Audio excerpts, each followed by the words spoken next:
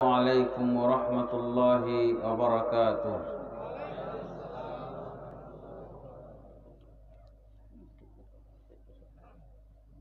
আপনারা ভালো আছেন সবাই? ওয়াজ শুনে এখনো ক্লান্ত হননি নাকি? মেমোরি খালি আছে এখনো? হ্যাঁ, মাশাআল্লাহ।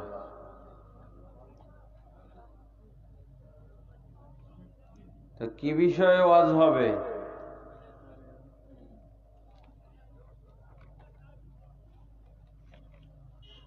আমি তো সাধারণত ওয়াজ করি আকীদা বিষয়ের উপরে, সুন্নাত বেদাতের উপরে,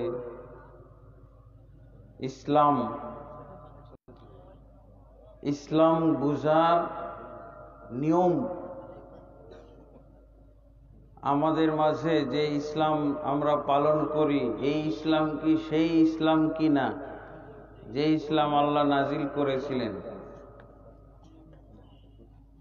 ইসলাম ও জাহিলিয়াত এইসব বিষয়ের উপরে আমি আলোচনা করে থাকি।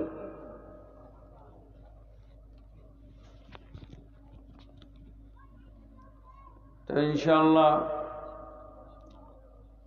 সবচেয়ে কমন বিষয়, সবচেয়ে গুরুত্বপূর্ণ বিষয় ইসলাম ও জাহিলিয়াত, তাই না? তো এর উপরেই আলোচনা করতে চাচ্ছি ইনশাআল্লাহ, আল্লাহ যদি কবুল করেন। ইন্নাল হামদালিল্লাহ নাহমাদুহু ওয়া নাস্তাঈনুহু ওয়া নাস্তাগফিরুহ ওয়া নাউযু বিল্লাহি মিন শুরুরি আনফুসিনা ওয়া মিন সাইয়্যাতি আ'মালিনা। من يهده الله فلا مضل له ومن يضلل فلا هادي له وأشهد أن لا إله إلا الله وحده لا شريك له وأشهد أن محمدا عبده ورسوله. أما بعد فإن خير الحديث كتاب الله وخير الهدي هدي محمد صلى الله عليه وسلم وشر الأمور محدثاتها وكل محدثة بدعة وكل بدعة ضلالة وكل ضلالة في النار. أما بعد فأعوذ بالله من الشيطان الرجيم. ومن يبتغ غير الإسلام دينا فلن يقبل منه وهو في الآخرة من الخاسرين.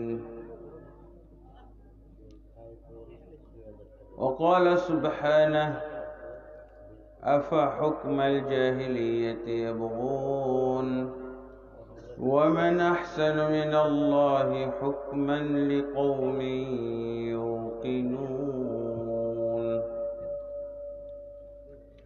وقال النبي صلى الله عليه وسلم بني الإسلام على 5: شهادة أن لا إله إلا الله وأن محمد رسول الله وإقام الصلاة وإيتاء الزكاة وصوم رمضان وحج بيت الله الحرام لمن استطاع إليه سبيلا. متفق عليه.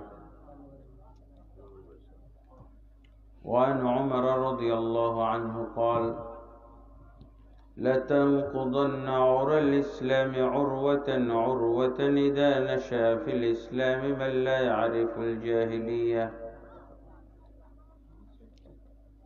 الحمد لله. অসংখ্য অগণিত হামদ সানা সেই মহান রব্বুল আলামিনের জন্য, যিনি আমাদেরকে সুস্থ অবস্থায় রেখে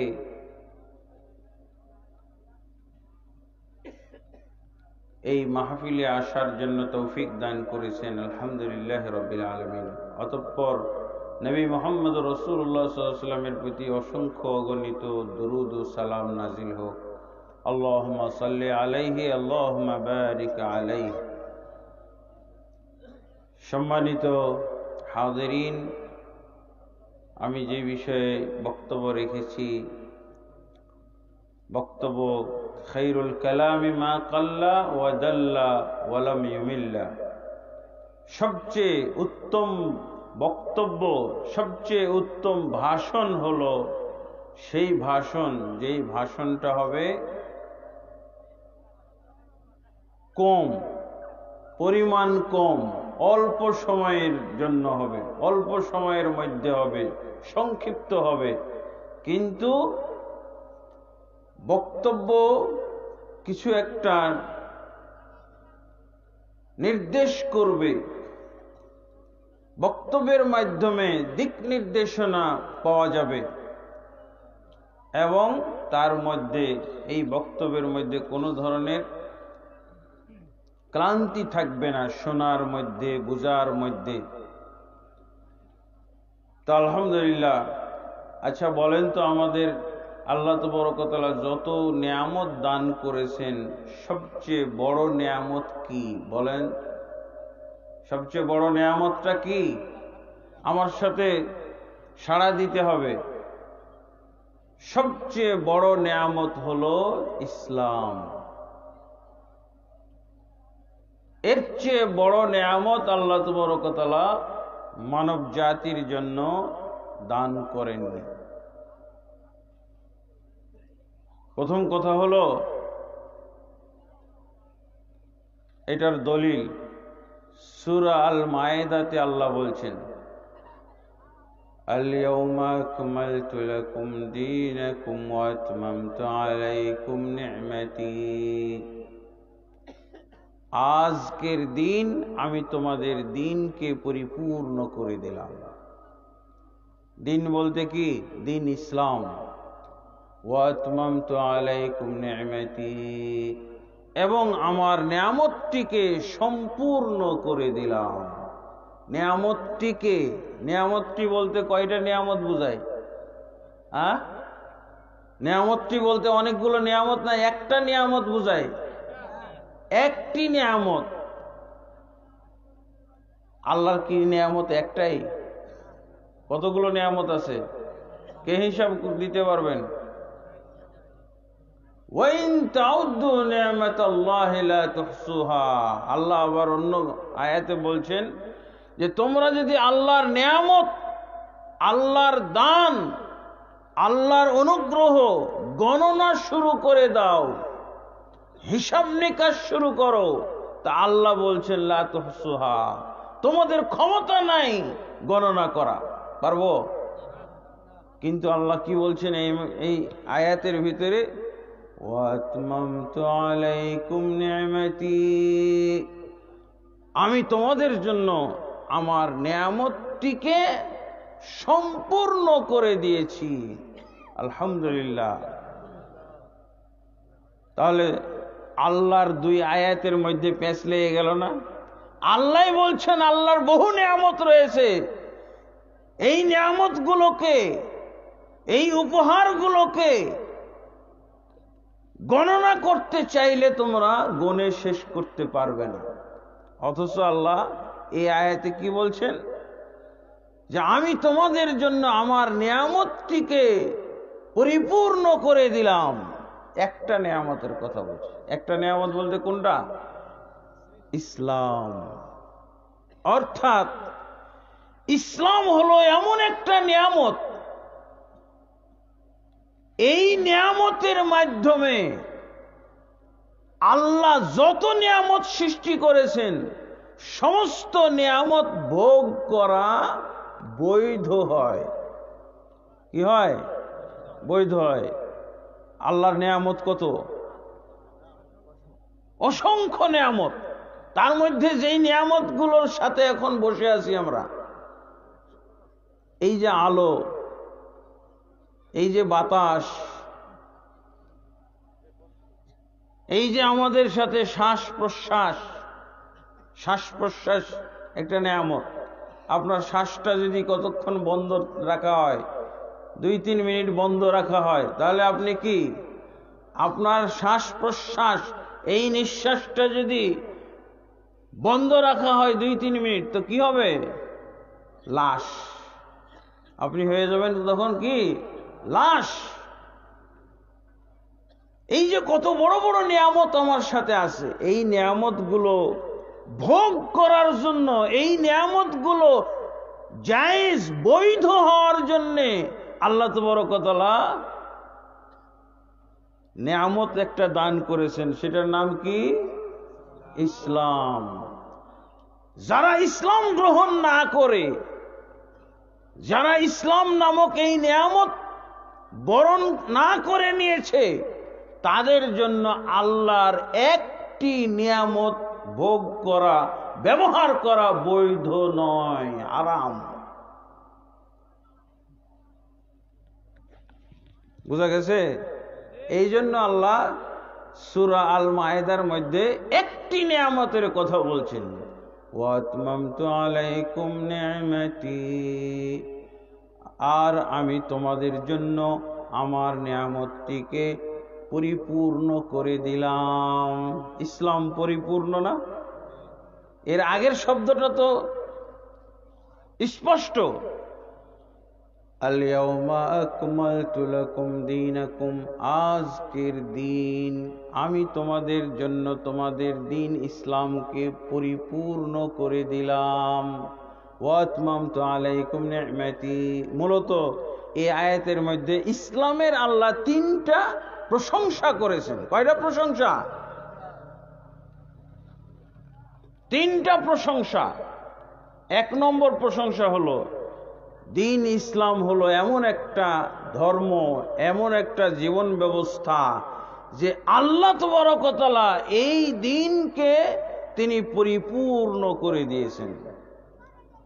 আরো তো ধর্ম আছে, আরো ধর্ম আছে না? কি কি ধর্ম আছে? হ্যাঁ, আপনাদের এলাকায় আরো অন্যান্য ধর্ম আছে নাকি? কি কি ধর্ম বলেন? হিন্দু আছে, আর খ্রিস্টানও আছে, বৌদ্ধ আছে, ইহুদি কিন্তু নাই। ইহুদি আমাদের বাংলাদেশে আছে? নাই। ইহুদিদের চাল পাওয়া যাবে, ইহুদিদের চাল, চক্রান্ত, ষড়যন্ত্র, ইহুদিদের ক্ষতি, ইহুদিদের প্রভাব, কিন্তু ইহুদি পাওয়া যাবে না। বুঝেছেন? ইহুদি দেখছেন? ইহুদি দেখলে ওই ইন্টারনেটে দেখতে হবে। ইহুদি দেখলে ইহুদিদের দেশে যাইতে হবে, ইহুদিরা যে দেশে বসবাস করে সেই দেশে যাইতে হবে। ইহুদিদের জায়গা কোথায় বলেন তো? এখন তো হলো মূল ইহুদিদের রাষ্ট্র হলো ইসরায়েল, কিন্তু ইহুদিদের, এই যে কে যেন বললেন, ইরান, মাশাআল্লাহ মাশাআল্লাহ, এই তথ্যটা জানার মুসলমান আমাদের বাংলাদেশে নাই। ইহুদিদের আসল মাথা যেগুলো, যারা চক্রান্ত বিশেষজ্ঞ, যারা ইহুদিদেরকে লালন পালন করে, ইহুদিদেরকে বুদ্ধি সরবরাহ করে, ইহুদিদেরকে ষড়যন্ত্র শিখায়, ইহুদিদেরকে ইহুদিয়াত শিখায়, ইহুদিদেরকে অন্যান্য ধর্ম মুসলমানদের ক্ষতি করার নিয়ম কানুন শিখায়, পদ্ধতি শিখায়, কৌশল শিখায়, এই ইহুদিগুলো চুনা চুনা ইহুদি যেগুলা, নির্বাচিত ইহুদি যেগুলো, ইহুদিদের মহাপণ্ডিত যেগুলো, এগুলো সব ইরানে হাওয়াজেন এলাকা, ইরানের একটা হাওয়াজেন এলাকা আছে, এখানে থাকে, বসবাস করে ওরা। কিন্তু ওরাই শিখাই দিয়েছে আমরা যে ইরানে আছি, তোমাদের দেশে আছি, এটা যেন কেউ না জানতে পারে, এইটা তোমাদের দায়িত্ব। এই দায়িত্ব কারা পালন করে? শিয়ারা। ইরান শিয়া রাষ্ট্র না? ইরান হলো শিয়া রাষ্ট্র। ইরানকে কড়াকড়ি ভাবে বলা আছে যে আমরা যে সেরা ইহুদি গুলো তোমাদের দেশে বসবাস করি, এইটা যেন কোনো মুসলমান জানতে না পারে, এটা শুধু তোমরাই জানো। বুঝা গেছে? কোন মুসলমান রাষ্ট্রে যদি ইহুদি থেকে থাকে, তাহলে নামে মুসলমান, ইরান দেশে শুধু ইহুদি থাকে, আমাদের দেশে একটা তো নেই। কারণ কি? শিয়াদেরকে জন্মই দিয়েছে তো ইহুদিরা। বুঝা গেছে? শিয়াদের জন্ম দিয়েছে কারা?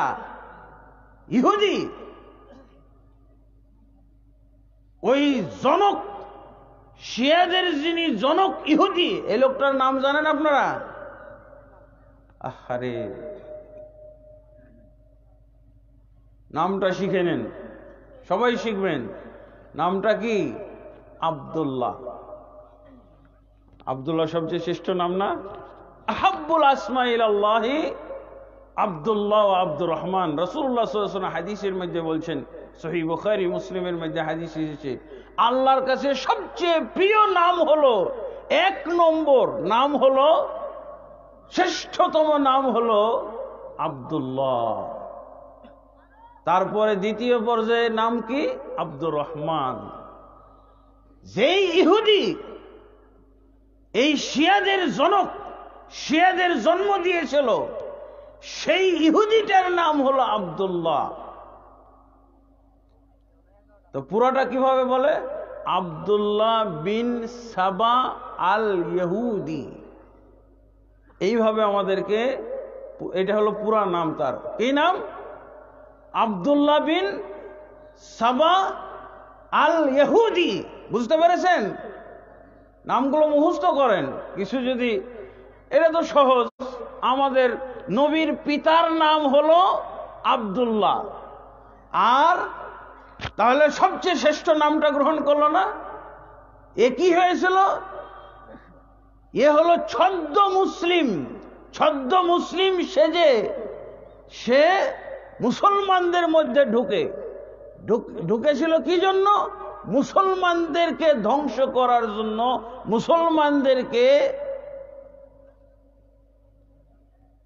মুসলমানদের সর্বনাশ ঘটানোর জন্য সে ঢুকেছিল। ইয়ামান দেশের একজন বেশ্যা মহিলার সন্তান হলো আব্দুল্লাহ বিন সাবা আল ইহুদি। সে নাম ধারণ করেছিল। যাই হোক, তার ইতিহাস তো আর বলার আজকে সময় নাই। আজকে তারপরও তো আলহামদুলিল্লাহ, আমি কি বলতে চাইছিলাম, আজকের আমার বিষয় হলো ইসলাম ও জাহিলিয়াত। তো ইসলামের মধ্যে জাহিলিয়াত ঢুকানোর জন্য সর্বপ্রথম বীজ হলো, জাহিলিয়াতের বীজ বপন করেছে কে? আব্দুল্লাহ বিন সাবা আল ইহুদি। এই মুসলমানদেরকে একেবারে কিয়ামত কাল পর্যন্ত বিভক্ত করার সে মন্ত্র ছেড়ে দিয়েছে। সে 20 বৃক্ষরোপণ করে দিয়ে গেছে। 20 বৃক্ষরোপণ করে মুসলমানরা জানে যেন বিভক্ত হইতেই থাকে, দলে দলে বিভক্ত হইতে থাকে। আচ্ছা, তাহলে এটাই যুক্তিসঙ্গত কারণ না? যেই ব্যক্তি বা যারা শিয়াদের জন্ম দিল, তাহলে ইহুদিরা তো তাদের কাছেই সবচেয়ে নিরাপদ, তাই না? মুসলমানদের মধ্যে আমাদের কাছে থাকলে নিরাপদ থাকবে নাকি? নিরাপত্তা নাই তাদের। আর একটা কারণ হলো যে ইহুদিরা, আর একটা তথ্য আপনারা যখন ইহুদির কথা আসলো তখন বলেনি, ইহুদিরা কাউকেও কনভার্ট করে না। হিন্দু যেমন একটা মুসলমান পাইলে হিন্দু ধর্মে যদি একজন মুসলমানকে নিতে পারে তো খুব একেবারে স্বাগত জানিয়ে নিয়ে নেবে। খ্রিস্টানেরাও যদি একজন মুসলমান, একজন যে কোনো ধর্মের লোক যদি খ্রিস্টান ধর্মে ঢুকতে চায় তাহলে স্বাগত জানিয়ে নিয়ে নেবেন, আসেন। কিন্তু ইহুদি ধর্মে নেবেন আপনার। ইহুদি ধর্মে আপনি যদি টাকা পয়সাও দেন, যে আমাকে দেন, যদি দেখে যে এর মাধ্যমে মুসলমান ধ্বংস করা যাবে তাহলে নিতে রাজি আছে। কিন্তু সাধারণ এই জেনতেন পাবলিক তারা নেবে না, বুঝেছেন? বাঙালি যে যদি বলে যে আমি ইহুদি ধর্ম গ্রহণ করব, না না না, আগে আপনার হিসাব নিকাশ নেবে। কতগুলো লোক আপনার সেবক, কতগুলো অনুসারী আপনার আছে, কতগুলো টাকা পয়সা আছে, আর কি পরিমাণ আপনার মাধ্যমে ক্ষতি করা সম্ভব, তাহলে হয়তো নিবে। কিন্তু আপনাকে তারা সাধারণভাবে তারা কোনো ধর্মের লোককে ইহুদি ধর্মে নিতে চায় না। কেন? যে ইহুদি ধর্ম হলো, ইহুদিরা হলো আল্লাহর একেবারে নির্বাচিত, একমাত্র ইহুদিরাই হলো আল্লাহর সন্তান। নাহনু আবনাউল্লাহি ওয়া আহিব্বাউহু, তাদের দাবি হলো আমরা আল্লাহর সন্তান, আমরা আল্লাহর প্রিয় পাত্র। যেখানে আমাদেরকে আল্লাহ সন্তান বানিয়ে নিয়েছে, আল্লাহ তার প্রিয় পাত্র বানিয়ে নিয়েছে, এই সম্মানের মধ্যে ইহুদি ছাড়া কোনো লোক ঢুকানো যাবে না, এটা অপরাধ, ইহুদি ধর্মের বেইজ্জতি। এই জন্য তারা কাউকে নিবে না। তো যেটা বলছিলাম, যে কোনো ধর্মাবলম্বী আল্লাহ তাবারক ওয়া তাআলা কোন ধর্মাবলম্বীদেরকে এই প্রশংসা করেননি যেটা ইসলামের জন্য করেছেন। ইসলামের জন্য কি করেছেন? 3টা প্রশংসা। আল-ইয়াওমা আকমালতু লাকুম দীনাকুম, আজকের দিন তোমাদের জন্য তোমাদের দিনকে পরিপূর্ণ করে দিলাম। আল্লাহর কাছ থেকে এরকম একটা সার্টিফিকেট পাওয়া জানতেন ব্যাপার নাকি? তারপরে আল্লাহ কি বলছেন? ওয়া আতমামতু আলাইকুম নি'মাতি, এবং আমার নিয়ামতটিকে সম্পূর্ণ করে দিলাম। নিয়ামতটি বলতে ইসলাম। যারা ইসলাম গ্রহণ করে নাই, যারা ইসলাম ধর্মের আওতায় আসে নাই, তাদের জন্য আল্লাহর একটা নিয়ামত ভোগ করাও বৈধ নয়, সব হারাম। এই যে শ্বাস প্রশ্বাসটা নিচ্ছি, এটা তো সবাই নেয়, এটাও হারাম। আল্লাহর দেওয়া রিজিক যে খাচ্ছে, এটাও হারাম।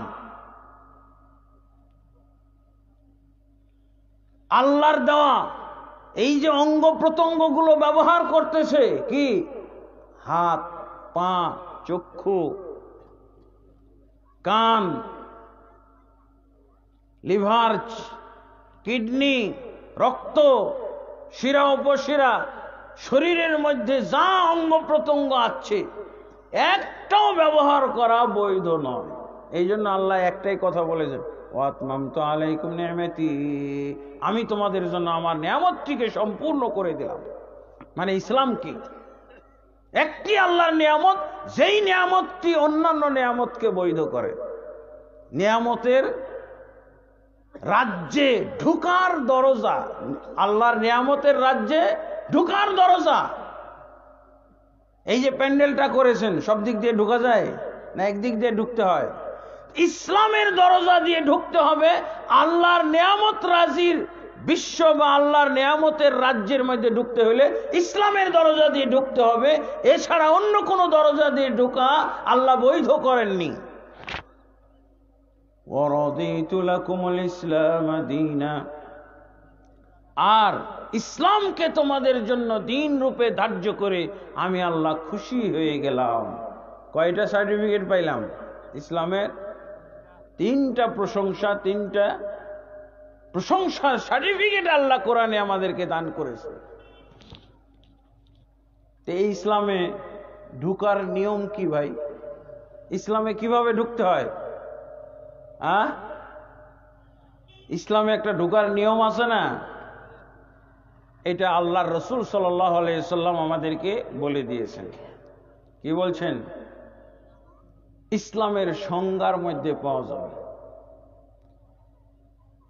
ইসলামকে তো আগে আপনি চিনবেন, ইসলামকে তো আগে আপনি বুঝবেন, তারপরে না ইসলামে ঢোকা বৈধ হবে, ঢোকাটা ঠিক হবে।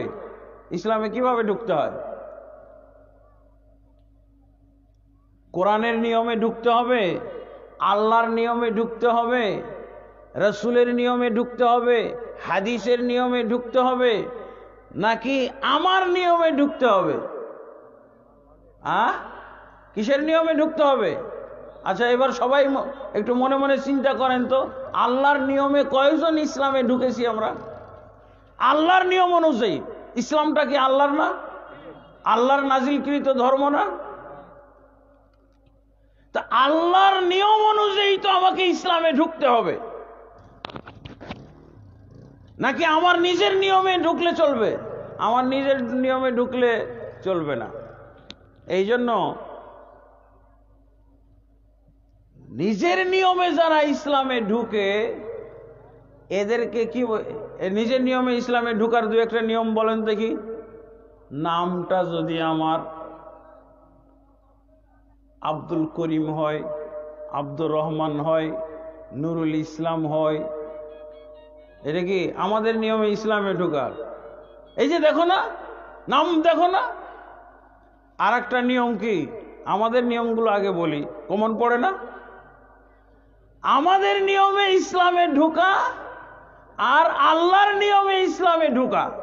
আগে আমাদের নিয়মগুলো বলি, যদি কোনোটা বাদ পড়ে তা আমাকে আপনারা জানাই দেন, যেহেতু এগুলো আমাদের নিয়ম, তাই না? আমাদের নিয়ম অনুযায়ী ইসলামে ঢুকা হলো বাপ মা মুসলমান, এটা একটা নিয়ম না? দেখেন, জিজ্ঞেস করেন আমার বাবার নাম আব্দুল্লাহ, আমার মায়ের নাম ফাতেমা, আর আমি সেই আব্দুল্লাহ আর ফাতেমার সন্তান, তা আমি তো মুসলমান হলো। আর আমার নামটা আপনি দেখেন না, আমার নাম হলো আব্দুর রহিম, আব্দুর রহমান, আব্দুল্লাহ। এগুলো হলো আমাদের নিয়ম। আর কি নিয়ম আছে ভাই? আমি জিজ্ঞেস করেন, আমি কালেমাটাও পড়তে পারি, বলেন দেখি কালেমা কি? লা ইলাহা ইল্লাল্লাহ মুহাম্মাদুর রাসূলুল্লাহ। ঠিক আছে, লা ইলাহা ইল্লাল্লাহ মুহাম্মাদুর রাসূলুল্লাহ আমি পড়তে পারি তো। আর সূরাও দু একটা পড়তে পারি, সূরা ইখলাস মুখস্থ আছে, সূরা ফাতিহা মুখস্থ আছে, তাই না? আর কি আমার নিয়ম? আমাদের নিয়মে যে আমরা মুসলমান, মানুষের নিয়মে মুসলমান হওয়া, আল্লাহর নিয়মটা পরে বলি। হ্যাঁ, মানুষের নিয়মে মুসলমান হওয়া। আমি বিশ্বাস করি আল্লাহ আছে, আল্লাহ আছে, বিশ্বাস করি না? এটা আমাদের নিয়ম। আমি বিশ্বাস করি আল্লাহ আমার সৃষ্টিকর্তা, আল্লাহ সমস্ত জগৎকে সৃষ্টি করেছেন। হ্যাঁ, এগুলো সব আমাদের নিয়ম এখন পর্যন্ত। আল্লাহর নিয়ম এবং রাসূলের নিয়ম এগুলো ঠিক আছে তো? আল্লাহ আমাদের নিয়মগুলো তো ঠিক হয়েছে। আমাদের নিয়মে যদি মুসলমান হই তাহলে কি হবে? আমরা মুসলমান হয়ে গেলাম, কারণ আমাদের নিয়মে মুসলমান গণ্য করার জন্য আরো কিছু মুসলমান আছে, বুঝছেন? হ্যাঁ, উনি মুসলমান, ঠিক আছে। ভূগোলবিদরা আমাদের বাংলাদেশে মুসলমান হিসাব করে দিয়েছে না? কত পার্সেন্ট মুসলমান? কত পার্সেন্ট মুসলমান বলেন তো? 95% মুসলমান। এগুলো কোন মুসলমান বলেন তো? এগুলো হলো মুসলমান নিজেদের সংজ্ঞা অনুযায়ী, নিজেদের মত অনুযায়ী, নিজেদের পন্থা পদ্ধতি অনুযায়ী, নিজেদের নিয়ম অনুযায়ী। আর ইসলামের নিয়ম অনুযায়ী যদি আমরা মুসলমান হইতে চাই তাহলে কিন্তু নতুন করে হওয়া লাগবে। নিজের নিয়ম অনুযায়ী মুসলমান আগের থেকে। মসজিদুল হারাম, মসজিদুল হারাম চিনেন আপনারা? মসজিদুল হারামের খতিবের একটা মন্তব্য বলবো। এই জন্য মসজিদুল হারাম ঢাকায় না খুলনায় বলেন তো? হ্যাঁ, আরে আল্লাহর ঘর তো বুঝলাম, আল্লাহর ঘর তো সবাই, হ্যাঁ সবই তো আল্লাহ। মসজিদুল হারাম কোথায়?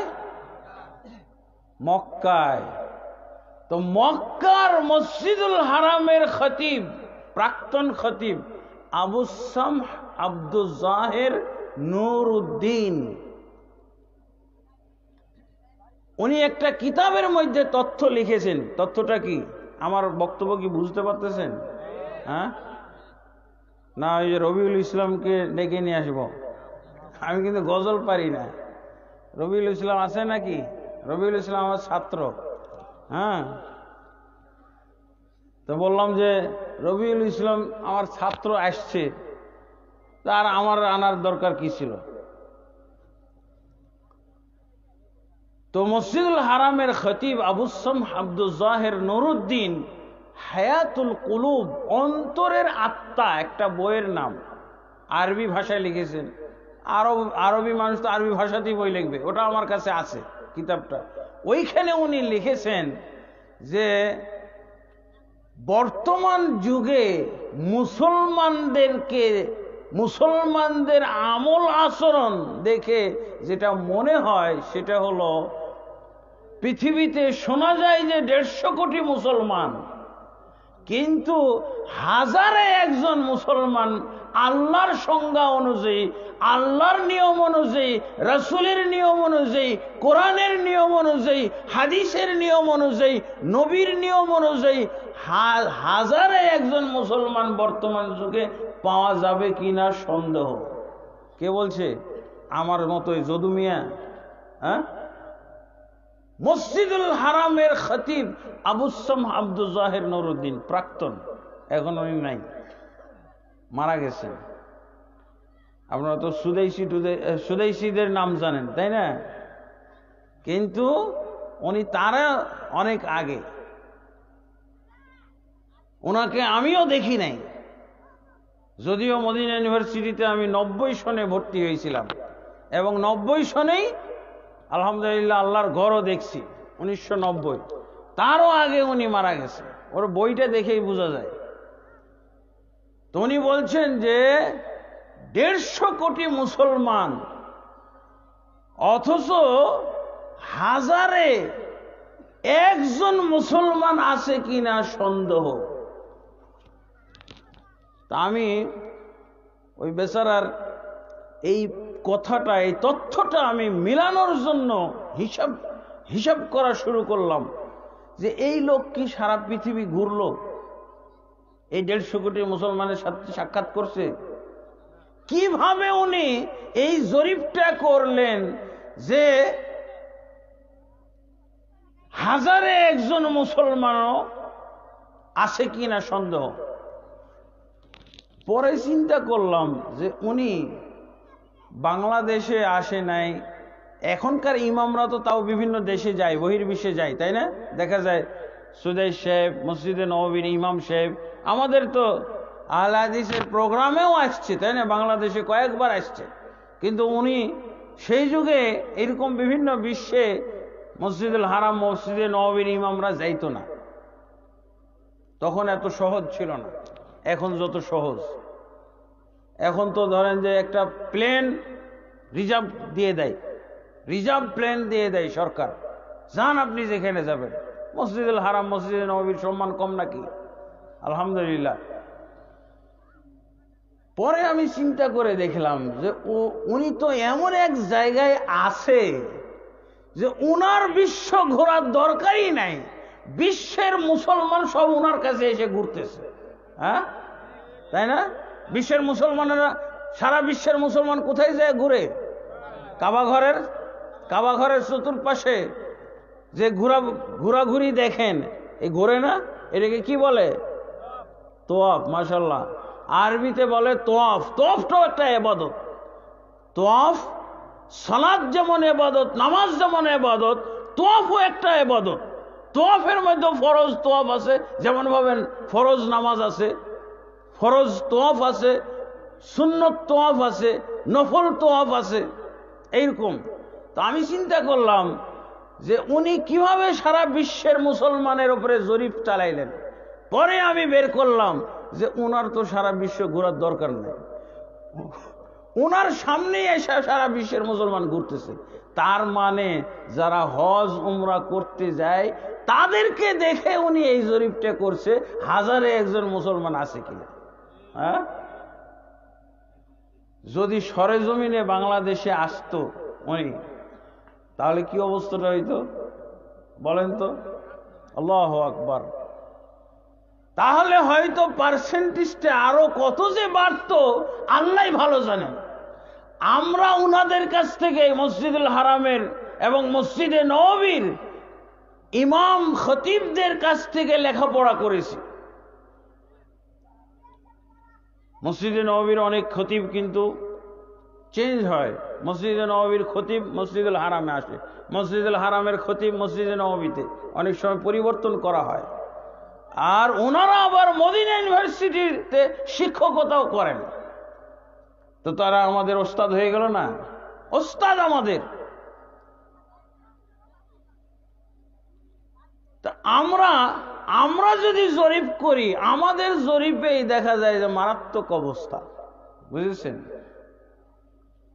ইসলাম ভারতবর্ষের মুসলমানের স্তর করা হবে। প্রথম স্তরের মুসলমান কারা বলেন তো? আপনারা একটা হিসাব দেন না, সহযোগিতা করেন। প্রথম স্তরে কি পীর মুর্শিদ ধরা যায়? হ্যাঁ, প্রথম স্তরে জনগণ ধরে কিনা বলেন? পীর মুর্শিদের দল, এদেরকে আরে ভাই জান্নাত পাওয়ার জন্য এদের পিছনে ঘুরে না মানুষ। অনেক হুজুরও দেখবেন পাগড়ি পুগড়ি লাগিয়ে পীর ধরছে।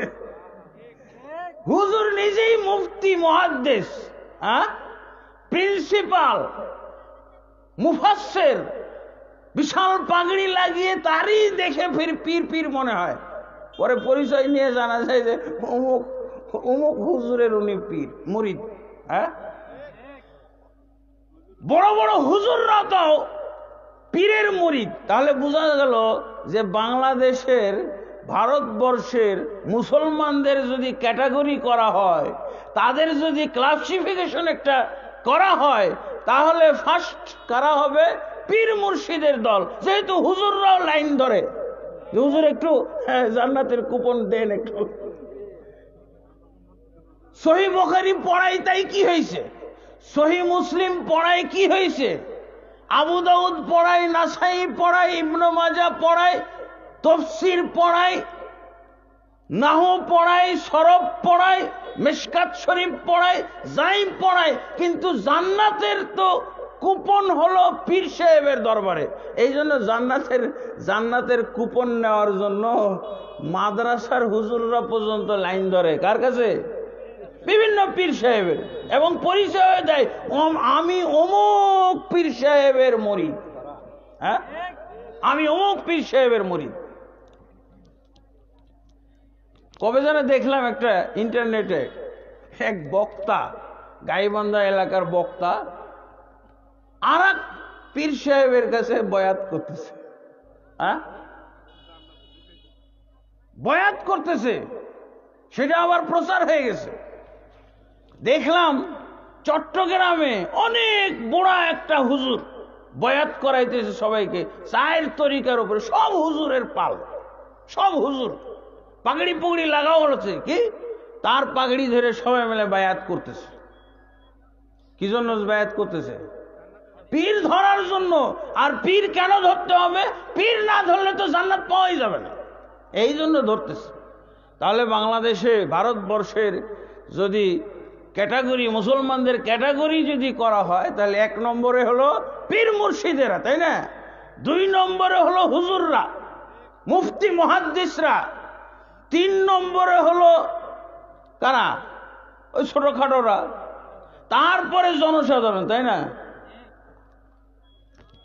আমরা হাফেজরা কত হুজুর মনে করি, হাফেজ কোরআনের হাফেজ, কিচ্ছু বুঝে না।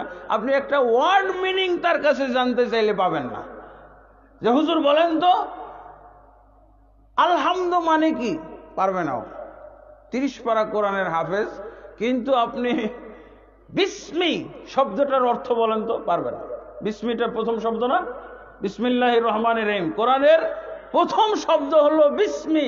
হাফেজ সাহেবকে জিজ্ঞেস করেন, মনে হয় আপনি এই বিস্মি প্রথম ওয়ার্ডটা কোরআনের, এইটা দিয়ে আপনি কয়েক লাখ হাফেজ ফেল করে দিতে পারবেন, কয়েক লক্ষ হাফেজ ফেল। ওরা কি সমাজের হুজুর? দাওয়াত খেয়ে মানুষ আবার জান্নাত পায়, তাদেরকে দাওয়াত খাওয়াইলে জান্নাত পাওয়া যায়। যাই হোক, তাহলে এই যে ক্যাটাগরি, অথচ উনার হিসাব নিকাশ নিয়ে ওই যে মসজিদুল হারামের খতিবের মাপকাঠিটা যদি ব্যবহার করা হয়, তাহলে দেখা যাবে যে 1 নম্বর ক্যাটাগরির যে মুসলমান ভারতবর্ষে, এরাই দেখবেন যে একেবারে দলে দলে ফেল। খালি আপনি একটা প্রশ্ন নিয়ে বের হন, একটাই প্রশ্ন মাত্র, কি? আল্লাহ কোথায়? বুঝেছেন? আল্লাহ কোথায়? এই একটা প্রশ্নের ইন্টারভিউ নিতে আপনি বের হন, দেখবেন যে ফেল। পীর সাহেব ফেল, পীর মুর্শিদি ফেল। কয়জন ফেল? 1,99,999 জনই ফেল। পীর সাহেবরা ফেল, যাদের পিছনে হুজুররা পাগড়ি লাগিয়ে মুরিদ হওয়ার জন্য লাইন ধরে, এরা ফেল। অথচ আল্লাহ রসুল সাল্লাল্লাহু আলাইহি সাল্লাম আল্লাহ কোথায় এই বলেও মুসলমান বানাইতেন, আল্লাহ কোথায় এই প্রশ্ন করেও মুসলমান বানাইতেন। জানেন আপনারা এটা? সহিহ মুসলিমের মধ্যে হাদিস আছে, আল্লাহ কোথায়? তুমি যদি এর জবাব দিতে পারো তো মুসলমান, জবাব যদি না দিতে পারো তাহলে কাফের। আল্লাহু আকবার। এই প্রশ্ন নিয়ে যদি আপনি বের হয়ে যান, ভারত সফর শুরু হয়েছে, আর আপনি একটা খাতা নেবেন, মোটা খাতা, ব্যাংকের খাতা দেখতে, এখন কি খাতা কমছে নাকি? স্বাস্থ্য কমছে ব্যাংকের? ব্যাংকের খাতাগুলোর স্বাস্থ্য কমছে না ওরকমই আছে? ইন্টারনেট হওয়াতে মনে কমছে। বিশাল খাতা নিয়ে বের হবেন, আর আপনি প্রশ্ন একটা পুঁজি, কি? আল্লাহ কোথায়? মসজিদুল হারামের খতিবের আপনি কথার সত্যতা একেবারে অক্ষরে অক্ষরে পাবেন। যদি সবচেয়ে বড় পীর বাংলাদেশে, সবচেয়ে হক্কানি, যেটা সবচেয়ে বড় পীর, সবচেয়ে হক্কানি আছে না? পীরেরও তো আবার আমরা ভাগ করে ফেলছি, হক্কানি, বড় হক্কানি, ছোট হক্কানি, মেজো হক্কানি, আছে না? যদি জিজ্ঞেস করেন আল্লাহ কোথায়, শেষ, তার ইসলামই শেষ। এক প্রশ্নে কি বলবে? আল্লাহ মুমিনের কলবের মধ্যেই, শেষ। ওই খতিব সাহেবকে নিয়ে ঘুরলে ও তো মারাই যাইত। জরিপের রেজাল্ট দেখে ওই খতিব সাহেব তো হার্ট ফেল করেই মারা যেত। সর্বনাশ, সর্বনাশ। এই প্রথম শ্রেণীর মুসলমানদের অবস্থা এরকম থাক, আর আমার জরিপ চালানোর দরকারই নেই। লা হাওলা ওয়ালা কুওয়াতা ইল্লা বিল্লাহ। কি বলবে? আল্লাহ কোথায়? এটা কার প্রশ্ন বলেন তো? কার প্রশ্ন বলেন? এটা রাসূলুল্লাহ সাল্লাল্লাহু আলাইহি ওয়াসাল্লামের প্রশ্ন। এই হুজুরেরা আবার কি বলতেছে, মুফতি সাহেবেরা, আল্লাহ কোথায়? এটা হলো নাস্তিকদের প্রশ্ন। প্রশ্নটাও তারা নবীর প্রশ্ন মানতে চায় না। ফেল তো হবে, আরে উত্তর দেওয়ার আগেই তো ফেল, প্রশ্নেই ফেল, ওর উত্তর দেওয়াই লাগবে না। প্রশ্ন শুনেই বলে যে প্রশ্নটাই হলো নাস্তিকের। তো আর উত্তর কি হবে জানেন? এই কথা কে বলছে? আপনারা যারা এইখানে তো দেখছি অনেকেই লাইন লাগাই দিয়েছেন, লাইভ প্রচার করতেছেন। এই খবর কি রাখেন? এই বাংলাদেশের মুফতি তাকে হায়ার করে নিয়ে যাওয়া হয় সারা বাংলাদেশে হায়ার করে নিয়ে যাওয়া হয়। কেন জানেন? আহলে হাদিস বাতিল এইটা বলার জন্য নিয়ে যাওয়া হয়। সে কি বলে জানেন? মসজিদ, আহলে হাদিস মসজিদ ভাঙতে হবে, কারণ এগুলো হলো মসজিদে দরার। এগুলো বলার জন্য সারা বাংলাদেশে নিয়ে যায়। এমনি কি ভাঙে নাকি? যারা মসজিদ ভাঙে এদের দোষ আছে নাকি? মুফতিদের দোষ। এই মুফতিগুলোতে বলছে যে এরা নাস্তিক প্রশ্ন করে। কি নাস্তিক প্রশ্ন? আল্লাহ কোথায়? আল্লাহ সম্পর্কে নাস্তিক প্রশ্ন। প্রশ্নটাই নাকি নাস্তিক, অথচ এই প্রশ্নকারী কে?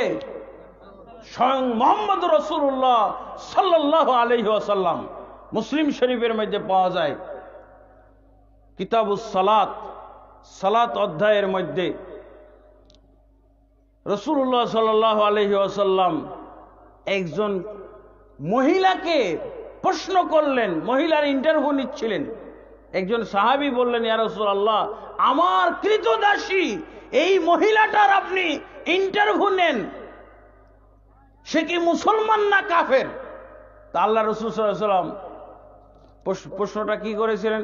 ইয়া জারিয়াতু আইনাল্লাহ, কৃতদাসী মহিলা বলো তো আল্লাহ কোথায়? কি জন্য ইন্টারভিউ নিচ্ছেন? মুসলমান না কাফের। এর ইন্টারভিউর প্রশ্ন কি? 1 নম্বর প্রশ্ন, আইনাল্লাহ, আল্লাহ কোথায়? আর হুজুর এই প্রশ্নটাই শুনতে রাজি না। কি বলতেছে? এই প্রশ্নই হলো নাকি নাস্তিকদের, নাউজুবিল্লাহ। তাহলে ওই হুজুর তাহলে আল্লাহ রসুলকে নাস্তিক বললো না? তাহলে ওই হুজুর কি আর মুসলমান থাকলো? মুফতি কিন্তু সাবধানে না বললেন, বাতিল মুফতি, অজ্ঞ মুফতি। এই মুফতি থেকে আল্লাহ তাবারক ওয়া তাআলা এই জাতিকে রেহাই দান করুক। এই মুফতিদের থেকে এই জনগণ, এই মুসলিম জনগণকে সম্পর্ক ছিন্ন করার তৌফিক দান করুন, আল্লাহুম্মা আমিন।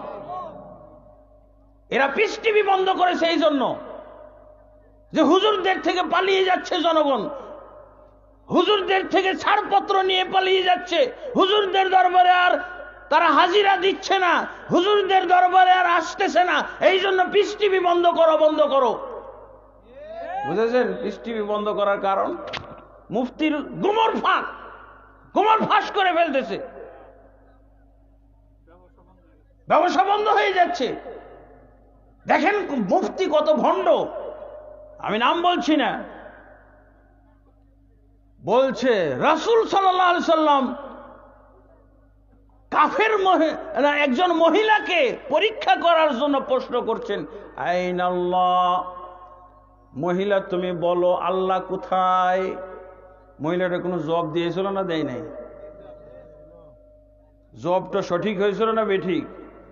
কি জবাব দিয়েছিল মহিলা? আল্লাহু ফিস সামাই, আল্লাহ আসমানের উপরে। আর লক্ষ পীরের জবাব হলো আল্লাহ মুমিনের কলবে। আর এটা কোথায় শিক্ষা দেওয়া হয়? আল্লাহ মুমিনের কলবে, এটা কোথায়? মাহফিলে শিক্ষা দেওয়া হয়। সেই মাহফিল কত বড় জানেন? আপনাদের এই মাহফিলের চাইতে কমপক্ষে 100 গুণ বড়। হ্যাঁ, 100 গুণ বড়। আল্লাহ রাসূল সাল্লাল্লাহু আলাইহি ওয়াসাল্লাম যে বলছিলেন একটা হাদিসের মধ্যে, আমার উদাহরণ আর তোমাদের উদাহরণ হলো কীট পতঙ্গের মতো। রাত্রিবেলায় আলো জ্বালিয়ে দেওয়ার পর, আজকে তো কীট পতঙ্গ নাই, পোকামাকড় নাই, আগুন জ্বালিয়ে দেওয়ার পরে কীট পতঙ্গ কি পরিমাণ যে ওই আগুনে ঝাঁপ দেয়, আমি একাই ওই আগুন থেকে তোমাদেরকে ফিরানোর জন্য চেষ্টা করতেছি, আর ওই কীট পতঙ্গগুলো আমাকে পরাজিত করে, আমাকে হার মানিয়ে তারা ওই আগুনেই লাফ দিতেছে। এই উপস্থিতি, এই জনসমুদ্র, এই জনসংখ্যা, কীট পতঙ্গের মতোই, তাই না? জাহান্নামে ঝাঁপ দেওয়ার মতো জাহান্নামে ঝাঁপ দিয়ে পড়তেছে।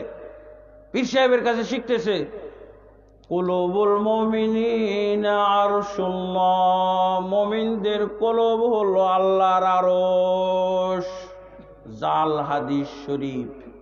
কি শরীফ এটা? জাল হাদিস শরীফ।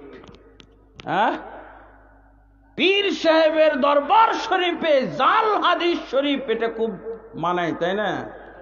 মানানসই। কুলুবুল মুমিনিনা আরশুল্লাহ, মুমিনদের কলব হলো আল্লাহর আরশ। কোথায় এই ওয়াজটা হয়? এই ওয়াজ হয় এই মাহফিলের চেয়ে 100 গুণ যেটা বড় মাহফিল, সেইখানে এই ওয়াজ হয়। কোন ওয়াজ? মহিলাটা কি জবাব দিয়েছিল বলেন তো? আল্লাহ আসমানের উপরে, এই জব। আর পীর সাহেবেরা কোন জব শিখায়? আল্লাহ মুমিনের কলবের মধ্যে, ওই যে রবিউল ইসলাম যে ওয়াজ করে গেল না, যত কাল্লা তত আল্লাহ, পাওয়া গেছে? বাংলাদেশে মমিন নাকি যদি 15-16 কোটি মমিন হয়, প্রত্যেক মমিনের কলবে একটা করে আল্লাহ আছে। হ্যাঁ, তাহলে ঠিক হলো না? যত কাল্লা তত আল্লাহ, পাওয়া গেছে? এই দিক দিয়ে কি করলাম? ওই যে খ্রিস্টানদের তৃত্ববাদ আর কোন শিরক থাকলো? ওদের শিরক তো কোনো শিরকই না।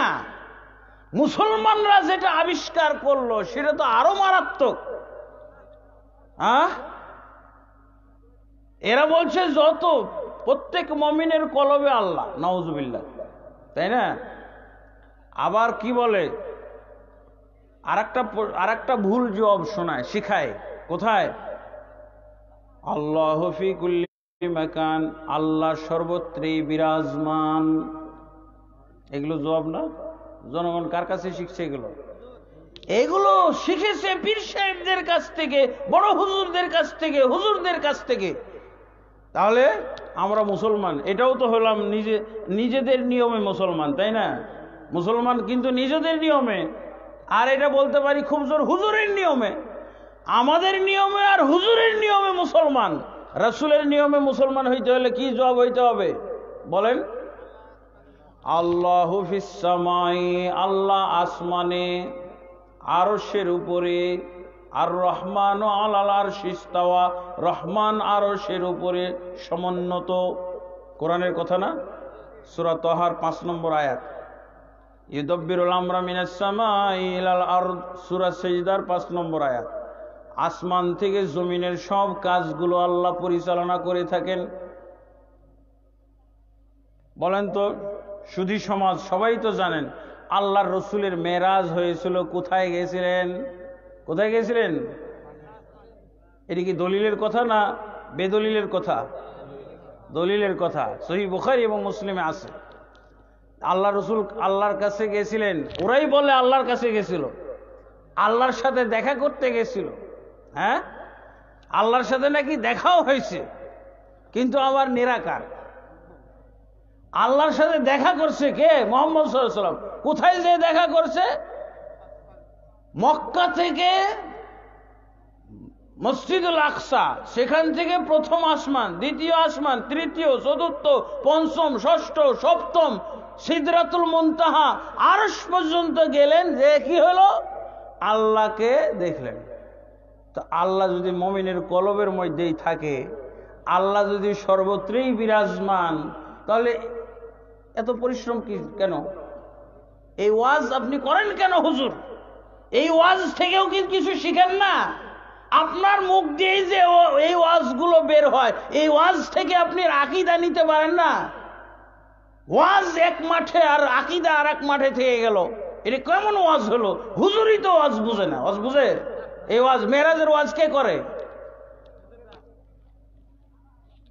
আরো মারাত্মক কিছু সংযোজন করে ওয়াজ করে, দলিলের বাহিরে চলে যায়।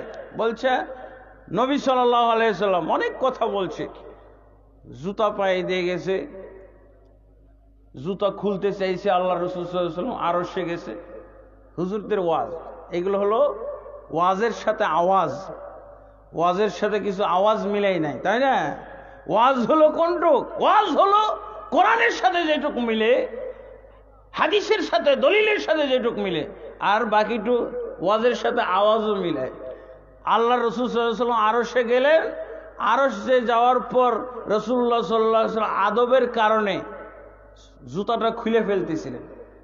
আর আওয়াজের মধ্যে কি বলা হচ্ছে, এই আওয়াজের মধ্যে এই কথাটা পাওয়া যায় ওয়াজের সাথে।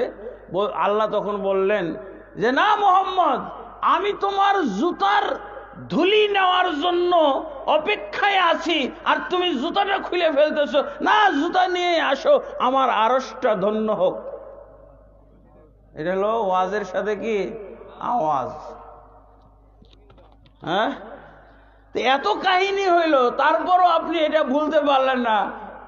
মুমিনদের কলবে এই কথাটা ভুলেন না এখনো। ওয়াজ, নিজের ওয়াজও তো কাজে লাগলো না আপনার। মুমিনদের কলবে আল্লাহ থাকে, সর্বত্রই আল্লাহ বিরাজমান। তো এই যে ওয়াজ করলেন, এই ওয়াজে কি হলো লাভ? আর আপনি বললেন যে আল্লাহকে দেখেছিলেন, মুহাম্মদ সাল্লাল্লাহু আলাইহি ওয়াসাল্লাম আল্লাহকে নাকি দেখেছিলেন। তা আল্লাহকে দেখেছিলেন, তারপর আপনি তো ভুল ওয়াজ ভুলেননি। কি বলতেছে? আল্লাহ নিরাকার। হ্যাঁ, সে এসে ওয়াজ করতেছে, হুজুর ওয়াজ করে যে আল্লাহকে দেখেছিলেন মুহাম্মদ সাল্লাল্লাহু আলাইহি ওয়াসাল্লাম। তো মুহাম্মদ সাল্লাল্লাহু আলাইহি ওয়াসাল্লামকে আল্লাহকে দেখলেন, তাহলে কি নিরাকার, নিরাকার অবস্থায় দেখছিলেন না আকার অবস্থায় দেখছিলেন? তো এখনো যে ওয়াজ করে আল্লাহ নিরাকার, হ্যাঁ, এগুলো ওয়াজ কি? এগুলো ওয়াজ না আওয়াজ? বলেন। নিজেই তো বুঝতেছে না কি ওয়াজ করে, আকীদা শুধরাইতে পারতেছে না। ওয়াজ করে মুহাম্মদ সাল্লাল্লাহু আলাইহি ওয়াসাল্লাম আল্লাহকে দেখছেন, আর বলতেছে আল্লাহ নিরাকার। হইল নাকি? নিরাকার জিনিস দেখা যায়? আরো বলে যে ইমাম আবু হানিফাও দেখছে। তো মাযহাব অনুযায়ী তো আল্লাহর আকার সাব্যস্ত হয়। ইমাম আবু হানিফা রাহমাতুল্লাহ আলাইহি নাকি, ইমাম আবু হানিফা রাহমাতুল্লাহ আল্লাহকে নাকি 100 বার দেখছে। তো কি দেখছে? এটা নিরাকার জিনিস দেখছে বলে। এটা কিন্তু লেখে না কোথাও, কিতাবে লেখে না। ওরা বলে কেতাবে আছে। কেতাবে যখন আছে আল্লাহকে দেখেছেন ইমাম আবু হানিফা রাহমাতুল্লাহ আলাইহি 100 বার, তাহলে তো আর নিরাকারই থাকে না। মাযহাব অনুযায়ী তো আকার হয়ে যায়, কারণ নিরাকার জিনিস কি দেখা যায়? ইমাম আবু হানিফা রাহমাতুল্লাহ কিভাবে নিরাকার আল্লাহকে দেখলেন? না, এই বক্তব্যগুলো হলো বাতিল। আল্লাহ তাবারক ওয়া তাআলাকে কখনো, আল্লাহর অবশ্যই আকার আকৃতি আছে, কিন্তু তার আকার আকৃতি কেমন আমরা জানি না। তিনি যেমন, তার আকার তেমন। ঠিক আছে, আলহামদুলিল্লাহ। আমরা নিরাকার বলি না, নিরাকার হলো হিন্দু আকীদা। তাহলে এই আকীদাগুলো নিয়ে যদি আমরা বেড়ানো শুরু করি, খাতা নিয়ে যদি ঘোরা শুরু করি, তাহলে হুজুর খুঁজেই পাওয়া যাবে না। হ্যাঁ, মসজিদুল হারামের খতিবের এই জরিপ কারেকশন করা লাগবে যে না, ভারতবর্ষে আপনার এই হাজারের সংখ্যা এটা বাতিল। হাজারের সংখ্যা কি বাতিল? আপনি কোটির সংখ্যা নেন, 50 কোটির মধ্যে 49 কোটি নাই। কারেকশন, 49 কোটি মুসলমান না। লা হাওলা ওয়ালা কুওয়াতা ইল্লা বিল্লাহ। লাখে একজন এটা তো হবেই, আদম আলাইহিস সালাতু ওয়াস সালামের। হ্যাঁ, হাজারের মধ্যে একজন, এটা তো আছে। যাক, যে বিষয়গুলো বলতেছিলাম, তাহলে মসজিদুল হারামের খতিব যে বলেছেন হাজারে একজন আছে কিনা, হ্যাঁ, এটা সন্দেহের ব্যাপার। তো এখন কি আমরা কি করব বলেন তো? এখন কি আবার বিধর্মী হয়ে যাব? নাকি আমাদের এখন তালাশ করতে হবে, আমাদের গুরুত্ব দিতে হবে, আমাদের চেষ্টা করতে হবে কিভাবে আমরা কোরআনিক মুসলমান হয়ে যাই? এবং তিনি বলছেন 1999 জন, তাহলে কি বুঝেছেন? এই প্রশ্নের জবাব কি দিয়েছেন জানেন? এগুলো হলো ভৌগোলিক মুসলমান, 1000-এ 1 জন হলো কোরআনিক মুসলমান, আর 999 জন হলো ভৌগোলিক মুসলমান। এরা যে মুসলমান, এটা কোথায় পাবেন আপনি? কোন কেতাবে পাবেন? ভূগোলের কেতাবে। ভূগোলের কেতাব লেখে মুসলমানরা নাকি? হিন্দু লেখে না, বিধর্মীরা লেখে না, নাস্তিক লিখতে পারে না? আমাদের দেশে যে 95% মুসলমান, এদের সবাইকে ধরা হয় না? হ্যাঁ, আমার মনে হয় শাহরিয়ার কবিরও আছে না, মুজাহিদুল ইসলামও আছে, সবই আছে, আছে না? এর মধ্যে যত নাস্তিক আছে সব এই 95-এর মধ্যে। কি বলেন? কারণ ভূগোলওয়ালা কি আর এত হিসাব করতে গেছে নাকি? কোরআনওয়ালাদের কাছে শুনলে না পাওয়া যেত আসল খবরটা। কোরআনিক মুসলমান না ভৌগোলিক মুসলমান, বলেন তো?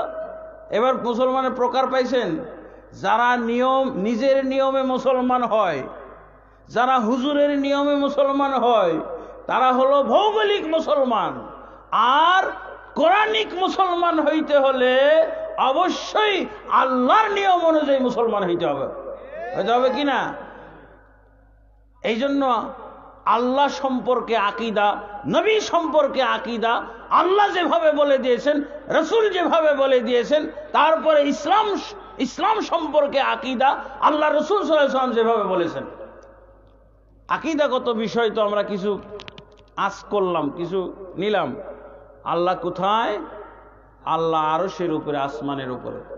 আল্লাহ কেমন? আল্লাহ নিরাকার নন, আল্লাহ আকার আকৃতি বিশিষ্ট, কিন্তু এই আকার আমরা দেখতে পাবো যখন আল্লাহকে দেখা যাবে। বাল হুম বিলিকাই রাব্বিহিম কাফিরুন, সূরা সাজদার মধ্যে আছে। বরং তারা আল্লাহর সাক্ষাতের সাথে কুফরি করে। তারা আল্লাহর সাক্ষাতের সাথে কুফরি করে। কারা? যারা বলে আল্লাহ নিরাকার। আল্লাহর সাক্ষাতের সাথে কুফরি করা হলো না? নিরাকার সাক্ষাৎও নাই, অথচ আল্লাহ সূরা কাহফের মধ্যে কি বলছেন? ফামান কানা ইয়ারজু লিকা রাব্বিহি ফালইআমাল আমালান সালিহা। যে ব্যক্তি আল্লাহর সাথে সাক্ষাৎ করতে চায়, আল্লাহর দিদার লাভ করতে চায়, সে যেন সৎ আমল করে। তাহলে সৎ আমলে আকীদা সৎ, আকীদা শুদ্ধ, এরপরে আমলও আমার শুদ্ধ হইতে হবে। আমল শুদ্ধ, আমলের আগে তালিকা, তারপরে না শুদ্ধ। আমলের তালিকাগুলো কি বলেন তো? মুসলমান হওয়ার আমলের তালিকা কি? আকীদার কিছু তো শিখলাম, এখন আমলের তালিকা বলেন তো। 1 নম্বর হলো কালেমা। কালেমা কি করবেন বলেন তো? কালেমা খালি বলবেন? কালেমা বুঝবেন। কালেমা মানে তাওহীদ। কালেমা মানে তাওহীদের কালেমা। তাওহীদের কালেমা আপনি যদি বুঝেন, তাহলে এই বাংলাদেশে কি থাকবে না? একটা মাজার থাকবে না, একটা কবর থাকবে না, একটা মূর্তি থাকবে না, একটা ভাস্কর্য থাকবে না। থাকবে? তাওহীদ মানে কি? আপনাদেরকে একটা প্রশ্ন করি, আপনারা কোরআন হাদিস দিয়ে জবাব দেওয়ার দরকার নেই। ইসলামের আগে যে যুগটা ছিল সেটা কি জাহিলি যুগ? কাফেরের যুগ ছিল না? জাহিলি যুগে কোনো কাফের থাকতো? কাফের ছিল, বিধর্মী ছিল, মুশরিক ছিল। জাহিলি যুগ আমরা বলছি, জাহিলি যুগ কি একটু ভালো নাকি কাফেরের চাইতে? জাহিলিয়াতটা কাফেরের চাইতে খারাপ, এই জন্য জাহিলিয়াত বলা হয়। কাফেরিয়াত বলা হয়েছে, কাফের মুশরিক। কারণ জাহেলের বাক্সের মধ্যে সব পাওয়া যাবে। আপনি জাহেল মানুষের বাক্সে তালাশ করতে যাবেন, তার কাছে যত প্রকারের শিরক আছে, যত প্রকারের কুফরি আছে, যত প্রকারের অপরাধ আছে, যত প্রকারের গুনাহ আছে, সব ওর বাক্সের মধ্যে পাওয়া যাবে। এই জন্য আল্লাহ কি বলছেন? ইসলাম আসার, নবী মুহাম্মদ সাল্লাল্লাহু আলাইহি ওয়াসাল্লামের আসার আগের যুগকে কি বলা হয়েছে? জাহিলি যুগ। যতক্ষণ পর্যন্ত জাহালাত না এসেছে ততক্ষণ পর্যন্ত শিরক আসে নাই। শিরকের জন্য হলো জাহালাত, জাহিলিয়াত হলো উপযুক্ত পাত্র। আচ্ছা, এবার আপনাদেরকে প্রশ্ন করব, জাহিলিয়াতের আইটেমগুলো অনেক, এক একটা আইটেম বলেন দেখি, জাহিলিয়াতের আইটেম কি? হ্যাঁ, খালি আপনার খাবার আইটেম বুঝেন না? জিলাপি, জিলাপি বুঝেন? মিলাদের আইটেম কি? জিলাপি। হ্যাঁ, তো জাহিলিয়াতের আইটেম কি বলেন তো? জাহিলিয়াতের এক নম্বর আইটেম, লা হাওলা ওয়ালা কুওয়াতা ইল্লা বিল্লাহ, লা হাওলা ওয়ালা কুওয়াতা। জাহিলিয়াতের প্রথম আইটেম, এক নম্বর আইটেম হলো মূর্তি। বুঝা গেছে? মূর্তির আরো কোনো শব্দ আছে? প্রতিশব্দ? একটাই শব্দ নাকি? আর কিছু নাই? কি আছে? ভাস্কর্য, ছবি, প্রতিমা, আর কি আছে? আমাদের ডিকশনারি এখন পড়তে হবে ভাই। হ্যাঁ, ডিকশনারি পড়ার সময় আসছে। মূর্তির প্রতিশব্দ বা সমর্থবোধক শব্দগুলো কি কি বাইর করতে হবে এখন। কয়টা বাইর করবেন? যা আছে সব, নাহলে কয়দিন পরে বলবে যে মূর্তি হারাম কিন্তু এইটা ঠিক আছে। এখন ডিকশনারি মুখস্থ করতে হবে কিন্তু, এমনকি ইংরেজিও, মূর্তির ইংরেজিও পর্যন্ত বাইর করেন, কারণ ওরা ইংরেজি শিক্ষিত মানুষ। হ্যাঁ, মূর্তির ইংরেজিটা কি ভাই? স্ট্যাচু। হ্যাঁ, স্ট্যাচু মানে কি? ভাস্কর্য। ভাস্কর্যের ইংরেজি কি? জাহিলিয়াতের এটা এক নম্বর আইটেম না দুই নম্বর? আল্লাহু আকবার। এইটা ইন্টারভিউ নিলেই তো হয়ে গেল। এই একটা প্রশ্নের ইন্টারভিউ নেন যে ওরা যে জাহিলি, আবু জাহাল, আবু লাহাব, উতবা, শাইবা, ওয়ালিদ বিন মুগীরা, এরা যে খারাপ ছিল, এরা যে কাফের ছিল, এরা যে মুশরিক ছিল, এদের জাহিলিয়াতের আইটেমগুলো এক নম্বর সিরিয়াল করো। সিরিয়ালে 5টা আইটেম বলো। 5টা আইটেম সিরিয়ালে বললে এটা আসবে না? কি আসবে? বুঝেছেন?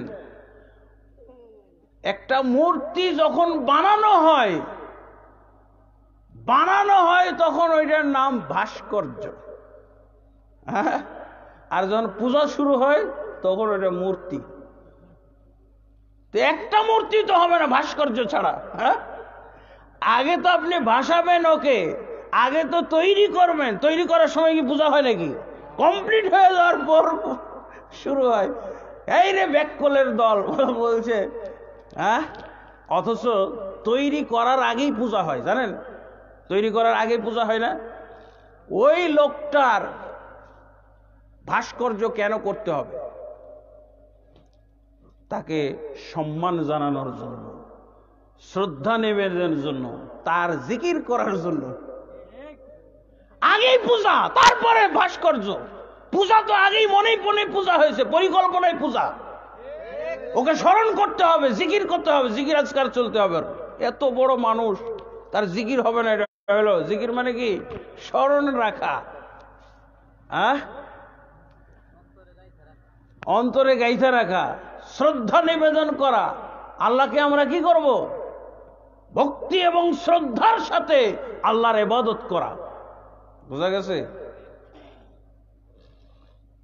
এগুলো হলো আসলে জাহিলিয়াত কেন বলা হয়? অজ্ঞ, এরা অজ্ঞ, এরা মূর্খ, এরা বর্বর, এরা বুঝতে চায় না।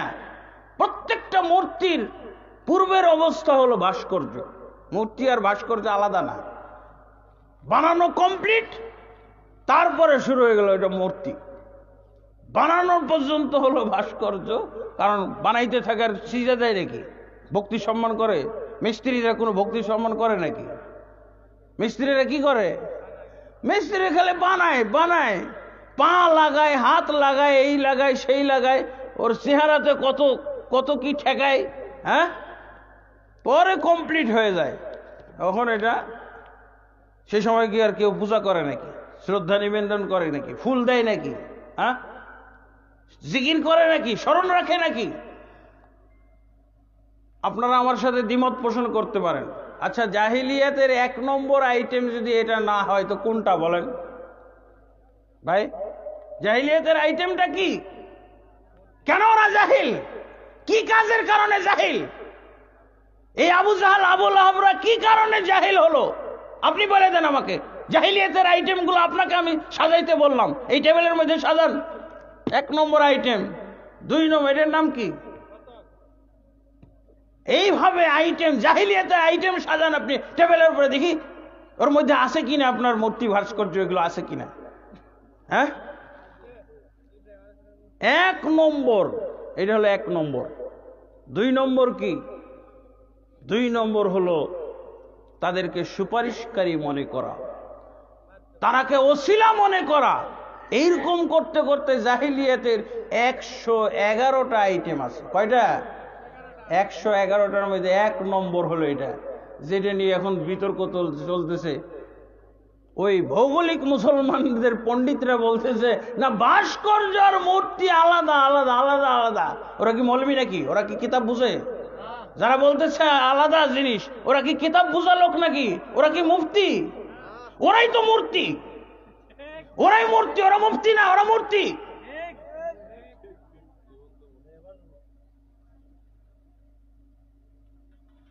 মূর্তিযোদ্ধা ওরা। আমাদের দেশে মুক্তিযোদ্ধা আছে আর মূর্তিযোদ্ধা আছে। মূর্তিযোদ্ধার খেল, এখন মূর্তিযোদ্ধাদের খেল চলতেছে। হ্যাঁ, মুক্তিযোদ্ধা পছন্দ করি, কিন্তু মূর্তিযোদ্ধা পছন্দ করে নাকি? হ্যাঁ, শুনতে একরকম মনে হয়, কিন্তু একরকম না। এরা শত্রু, এরা ইসলামের শত্রু। আমরা মুক্তিযোদ্ধা পছন্দ করি, কিন্তু মূর্তিযোদ্ধা পছন্দ করি না। এটা এখন চলতেছে মূর্তিযোদ্ধাদের আন্দোলন। হ্যাঁ, এর সাথে আমরা নাই, আছি। আর এটা কি জাহিলিয়াতের কয় নম্বর আইটেম? 111 নম্বর। হ্যাঁ, 111-র মধ্যে 1 নম্বর আইটেম হলো এটা, যেটার পক্ষে লড়াই করতেছে কারা? ভৌগোলিক মুসলমানরা, ভৌগোলিক মুসলমানদের পণ্ডিতরা। বন্ধুগণ, ইসলামের আইটেম কি? ইসলামের আইটেম 1 নম্বর কি? কালেমা। কালেমার মধ্যে কি আছে? তাওহীদ, আল্লাহ, আল্লাহর একত্ব। আল্লাহর একত্ব কায়েম আল্লাহ রাসূল সাল্লাল্লাহু আলাইহি ওয়াসাল্লাম করেছিলেন কিভাবে? মূর্তি সাফ করার মাধ্যমে, তাই না? জাল হক। কয়টা মূর্তি রয়ে গেছিল? কয়টা? একটাও ছিল। তাওহীদ কায়েম। মক্কা বিজয়ের সময় তাওহীদ, চূড়ান্তভাবে তাওহীদ কায়েম হলো। কিসের মাধ্যমে তাওহীদ কায়েম? জাহিলিয়াতের প্রথম যেটা আইটেম ছিল, ওইটাকে একেবারে নিশ্চিহ্ন করে 100% শূন্য করে ফেলা হয়েছে। রাসূলুল্লাহ সাল্লাল্লাহু আলাইহি ওয়াসাল্লাম নিজে ভেঙেছিলেন, ইব্রাহিম আলাইহিস সালাম নিজে ভেঙেছিলেন। ইব্রাহিম আলাইহিস সালাম ক্ষমতা ছাড়াই ভেঙে ফেলেছিলেন, ক্ষমতা ছিল না, একাই বেচারা। এই জন্য আল্লাহ তার প্রশংসা করেছেন, কি বলছেন? ইন্না ইব্রাহিমা কানা উম্মাতান কানিতান লিল্লাহ। নিশ্চয়ই ইব্রাহিম আলাইহিস সালাম এক ব্যক্তি হওয়া সত্ত্বেও আমি আল্লাহ তাকে একটা জাতির, আমি তাকে টাইটেল দিয়ে দিলাম। আল্লাহু আকবার। ইব্রাহিম আলাইহিস সালাম এক ব্যক্তি ছিলেন, কিন্তু আল্লাহ তাকে বলছেন এক জাতি। কারণ আমরা গোটা বাঙালি জাতি একটা মূর্তিও সরাইতে পারি না, উনি একাই সাফ করে ফেলেছে। অবশ্য পরিবেশ পাইছিল, তারপর পরীক্ষাও দিতে হয়েছে। এই মূর্তি ভাঙছো, তোমার জন্য এখন আগুনের পুরস্কার। বিশাল অগ্নিকুণ্ডে ফেলা হয়েছিল ইব্রাহিম আলাইহিস সালামকে। তিনি একাই এই কাম করেছিলেন, আর আমরা গোটা জাতি মিলে কিচ্ছু করতে পারি না। ইব্রাহিম আলাইহিস সালাম একাই একটা জাতি হওয়ার উপযুক্ত না? তার খেতাবটা কত সুন্দর আল্লাহ দিয়েছেন, ইন্না ইব্রাহিমা কানা উম্মাতান কানিতান লিল্লাহ। নিশ্চয়ই ইব্রাহিম আলাইহিস সালাম একাই ছিলেন বিনীত একটি জাতি, উম্মত। কারণ একাই মূর্তি সব ভেঙে সাফ করে ফেলেছিলেন। তাদের সাথে যোগ করার জন্য আবার একটা রেখে দিয়েছিলেন, ল্যাংড়া খোড়া করে রেখে ওই কুড়ালটা তার গায়ে ঝুলাই দিয়ে আইসে পড়ছেন। বলছি ওইটাই ভাঙছে, খাওয়া দাওয়া নিয়ে ঝামেলা লাগছে, ওইটাই তো ভেঙে ফেলছে। তখন ওরা আসল কথা স্বীকার করছে, যে ইব্রাহিম তুমি এগুলো কি বলতো, ওরা কি কথা বলতে পারে নাকি? তো কথা বলতে পারে না তো ওগুলোকে স্মরণ রাখার দরকার কি? ওদেরকে তোমরা পূজা, ওদেরকে খানা দাও কেন? ওদের কাছে তোমরা আত্মসমর্পণ করো কেন? এদের মূল্যায়ন কেন তোমাদের কাছে? যারা কথা বলতে পারে না, নড়াচড়া করতে পারে না, আত্মরক্ষা জানে না। আমাদের ভাস্কর্য যারা বানায়, পাখি পুখিতে এগুলো খুব সম্মান করে এদের। হ্যাঁ, এক একটা চেহারা সুরতি বোঝা যায় না, একেবারে সাদা বানায় ফেলছে। এগুলো নাকি সম্মান। হ্যাঁ, সম্মানার্থে ওদেরকে দৃশ্যগুলো দেখানো দরকার। এই যে তোমাদের সম্মান, ভাস্কর্য করে সম্মান চাও, পাখিতে কি করছে দেখো। এর পায়খানা করেছে, পেশাব করেছে, এটাই হলো সম্মান। হ্যাঁ, যারা আল্লাহ এবং আল্লাহর রাসূলের বাইরে, ইসলামের বাইরে কোনো সম্মান চায়, তাদের সম্মান এইভাবেই হয়। পেশাব পায়খানার মাধ্যমে তাদের সম্মান, পেশাব পায়খানা হলো তাদের সম্মান। নরাধাম বেকুব মুসলমান, এভাবে সম্মান হলো? দোয়া করলে সম্মান হয় না? দোয়ার মাধ্যমে সম্মান হয় না। ওই পেশাব পায়খানার মাধ্যমে পেশাব পায়খানায় ডুবে থাকবে, সব সময় পেশাব পায়খানায় সিক্ত হয়ে থাকবে, এটাই হলো সম্মান? এই হলো জাহিলিয়াত। জাহিলিয়াত মানে বর্বরতা, মাথায় কিছুই নেই। ইসলাম এই জন্য বলছে,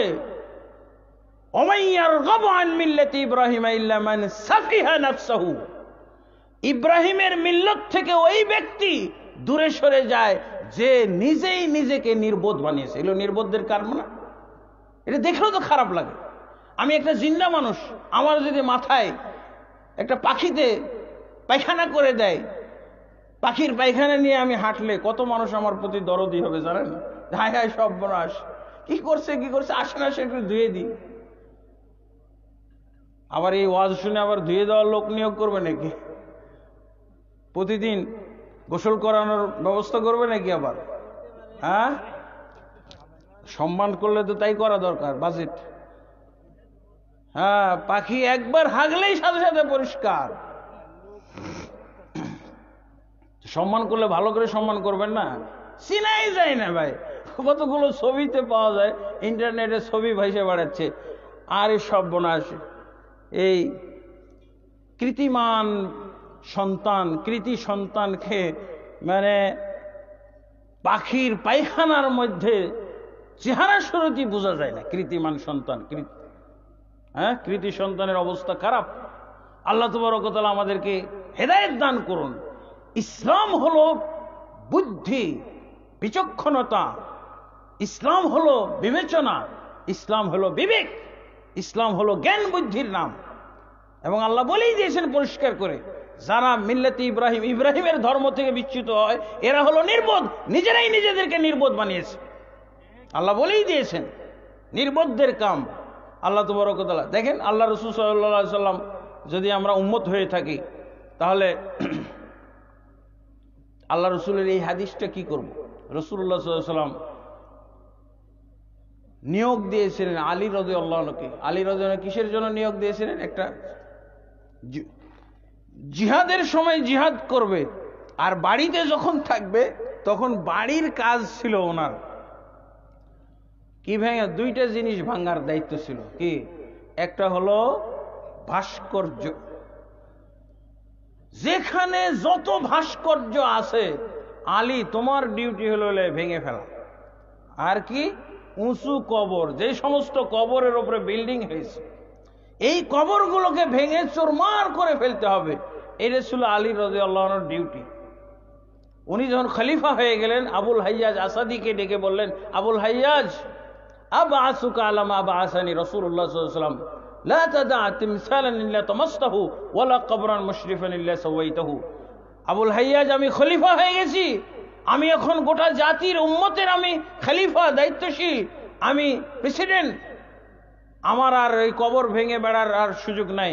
আমার এই মূর্তি ভাস্কর্য কোথায় আছে, এগুলো খুঁজে খুঁজে ভেঙে চুরমার করার আমার আর সুযোগ নাই, এই সময় নাই। তোমাকে এই ডিউটি বুঝিয়ে দিলাম। এটা মুসলিম শরীফে রাসূলুল্লাহ সাল্লাল্লাহু আলাইহি ওয়াসাল্লাম 1029 নম্বর হাদিস। রাসূলুল্লাহ সাল্লাল্লাহু আলাইহি ওয়াসাল্লাম এভাবে ডিউটি দিয়েছিলেন রাসূলুল্লাহ সাল্লাল্লাহু আলাইহি ওয়াসাল্লাম। তাহলে কয়টা ভাস্কর্য, কয়টা মূর্তি ছেড়ে দিয়েছিলেন? একটাও ছেড়েছিলেন? শব্দটা কি? লা তাদা তিমসালান ইল্লা তামাসতাহু, ছাড়বে না কোনো ভাস্কর্য তাকে চূর্ণ বিচূর্ণ না করে। ওয়ালা কবরান মুশরিফান ইল্লা সাওয়াইতাহু, ছাড়বে না তুমি কোনো উঁচু কবর। উঁচু কবর বলতে যে কবর বাধাই করা হয়েছে, ইল্লা সাওয়াইতাহু, সেই কবরকে তুমি ভেঙে চুরমার করে মাটি বরাবর করে দেবে। নতুন কবর হইলে আধা হাত উঁচু রাখা যাবে, মাটিটাকে আধা হাত উঁচু। কিন্তু যেই কবরগুলো বাধাই করা হয়েছে, এই কবরগুলোকে ভাঙার সময় এই আধা হাতও উঁচু রাখা যাবে না, একেবারে মাটি বরাবর করে দিতে হবে। এটা কবরের শাস্তি, বুঝেছেন? অর্থাৎ আজমির শরীফ যদি ভেঙে, বুলডোজার যদি ভেঙে ফেলা হয়, তাহলে ওই জায়গাতে যে কোনো কবর ছিল এটা যেন বোঝা না যায় এমন ভাবে ভাঙতে হবে। শাহজালাল, শাহপরান, গোলাপ শাহ, শাহ আলী বগদাদি, এই উঁচু কবরগুলো, যেই কবরগুলোর উপরে বিল্ডিং হয়েছে, এগুলোকে যে আল্লাহ রসুলের এই হাদিসের মাধ্যমে বোঝা যায় যে এই জায়গাতে কোনো কবর ছিল, এটাও যেন মানুষ বুঝতে না পারে এমন ভাবে ভাঙতে হবে। আমি বলেছি এই হাদিসটার নাম আমি রেখেছি জানেন কি? নবীর বুলডোজার। হ্যাঁ, নবীর বুলডোজার, হাদিসে জিবরিল, হাদিসে বুলডোজার। এটা বুলডোজার হাদিস। এই হাদিস, নবীকে পছন্দ করো খুব, তো নবীর এই হাদিসটা পছন্দ করো দেখি। এটা তো সময় এসেছে এই হাদিস মহব্বত করার। নবীকে মহব্বত করলে নবীর মহব্বত, নবীর হাদিস মহব্বত করতে হবে না? মান আহইয়া সুন্নাহ, মান আহাব্বা সুন্নতি ফাকাদ আহাব্বানি, মান আহইয়া সুন্নতি ফাকাদ আহাব্বানি ওয়া মান আহাব্বানি কানা মাইয়া ফিল জান্নাহ। যে ব্যক্তি আমার সুন্নতকে ভালোবাসে, আমার সুন্নতকে জীবিত করে, সেই প্রকৃত পক্ষে আমাকে ভালোবাসে। আর যে ব্যক্তি আমার সুন্নতকে ভালোবাসার মাধ্যমে আমাকে ভালোবাসতে পারবে, সেই ব্যক্তি কেবল জান্নাতে আমার সাথে কিয়ামতের দিন থাকতে পারবে। বোঝা গেছে? নবীকে ভালোবাসি তাহলে রাসূল সাল্লাল্লাহু আলাইহি সাল্লাম মূর্তি ভেঙেছিলেন ক্ষমতা পাওয়ার পর। মক্কা বিজয়ের সময় একটা কাফেরও ছিল না মক্কাতে। মক্কা বিজয়ের আগের দিন একটা মুসলমান ছিল না মক্কায়, আর মক্কা বিজয়ের পরের দিনই একটা কাফেরও ছিল না মক্কাতে। মূর্তি তো কাফেরদের দরকার, কাফের তো একটাও নাই। সব সাপ, সব পালিয়ে গেছে। আর অনেকেই যারা দুর্বল ইমানদার, যাদের ইমান আনার একটু আকর্ষণ ছিল, তারা তো ইসলাম গ্রহণ করে ফেলেছে, সুযোগ পেয়ে গেছে। আর যারা ইসলাম বিদ্বেষী ছিল, তারা মক্কা ছেড়ে পালিয়ে গেছিল, মক্কাতেই ছিল না। ফলে কি হয়ে গেল? মক্কা বিজয়ের দিন মক্কা নগরী হয়ে গেল 100%, 100% মুসলিম নগরী। আলহামদুলিল্লাহ। মূর্তি কাদের জন্য দরকার? মূর্তি ভাস্কর্য কাফের, কাফের তো আর নাই, কাফের শূন্য। মক্কা এখন কাফের শূন্য। এই জন্য আল্লাহ রাসূল সাল্লাল্লাহু আলাইহি ওয়াসাল্লাম সব ভেঙে ফেলেছে, একটা মূর্তিও ছিলেন। ভাস্কর্য রাখা কি শোভনীয়? মুসলমান জাতির জন্য শোভা, সৌন্দর্য রাখতে হবে এটা। রাসূল সাল্লাল্লাহু আলাইহি ওয়াসাল্লাম এই সুন্নত রেখে গেলেন না কেন? এই সুন্নত তিনি ছেড়ে গেলেন না কেন আমাদের জন্য? আমার উম্মতের, আর উম্মত দাবি করি কতগুলো নরাধম হুজুর, নরাধম, তারা আবার এগুলোর পক্ষে যুক্তি দেয়। যুক্তিটা দেখলেন তো? হ্যাঁ, তো মূর্তি না বানাইলে পূজা হবে কি করে? নূহ নবী আলাইহিস সালাতু ওয়াস সালামের কওমের 5 জন সৎ ব্যক্তি, সূরা নূহের 23 নম্বর আয়াত, 5 জন সৎ ব্যক্তির আগে ভাস্কর্য হলো, পূজা হয় নাই, পরে পূজা শুরু হইল। না বানাইলে পূজা হয় নাকি? হ্যাঁ, তাহলে ওই ইবলিস শয়তানের ভূমিকা পালন করতে চাও যে আমরা খালি বানাই যাই, পরবর্তী জেনারেশন পূজা করবে? হ্যাঁ,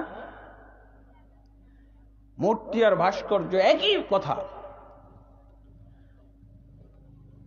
যারা বলতেছে আমরা পূজা করি না, তোমরা পূজা করেছো বানার আগে। বানার আগে করে নাই? বানার আগে পূজার আমি বুঝাইলাম, এদের মাথায় আছে কিছু? কেন তুমি বানাইলা? ওটা প্রশ্নের জবাবটা শুনলেই বুঝবেন। আপনি তাহলে মূর্তিটা বানাই, ভাস্কর্য বানাইলেন কেন বলেন দেখি, কারণটা কি? কারণ হলো তাকে স্মরণ করতে হবে, তাকে সম্মান করতে হবে। হ্যাঁ, তো সম্মান আর স্মরণ রাখা এটাই তো হলো আল্লাহর ইবাদত।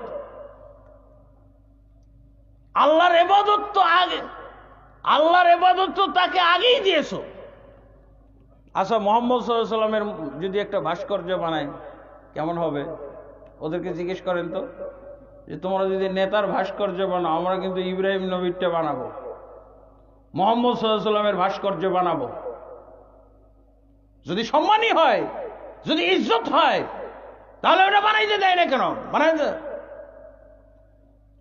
কেউ যদি মুহাম্মদ সাল্লাল্লাহু আলাইহি ওয়াসাল্লামের মূর্তি বানায়, ভাস্কর্য বানায়, তো ওটা কি রাখা মুহাম্মদের সম্মান, না ওটাকে ভেঙে তছনছ করে দেওয়া মুহাম্মদ সাল্লাল্লাহু আলাইহি ওয়াসাল্লামের সম্মান হবে? বলেন তো কোনটা সম্মান?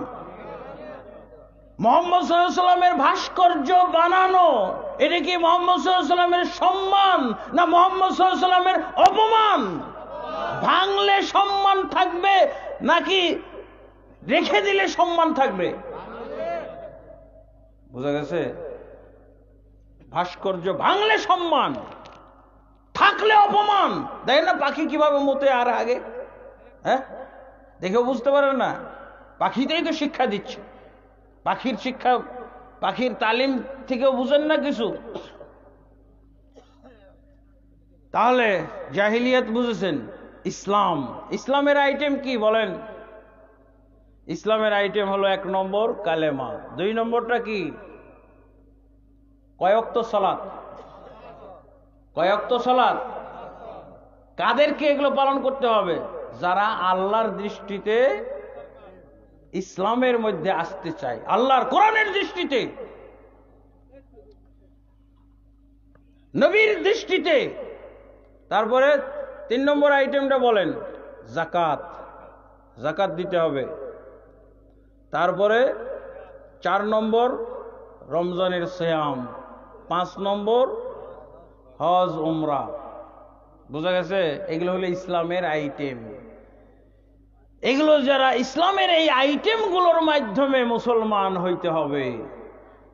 আর আপনি খালি এক নিঃশ্বাসে 5 বার খালি উচ্চারণ করতে পারেন, কালেমা নামাজ রোজা হজ জাকাত, কালেমা নামাজ রোজা হজ জাকাত, কালেমা নামাজ রোজা হজ জাকাত, কালেমা নামাজ রোজা হজ জাকাত হবে?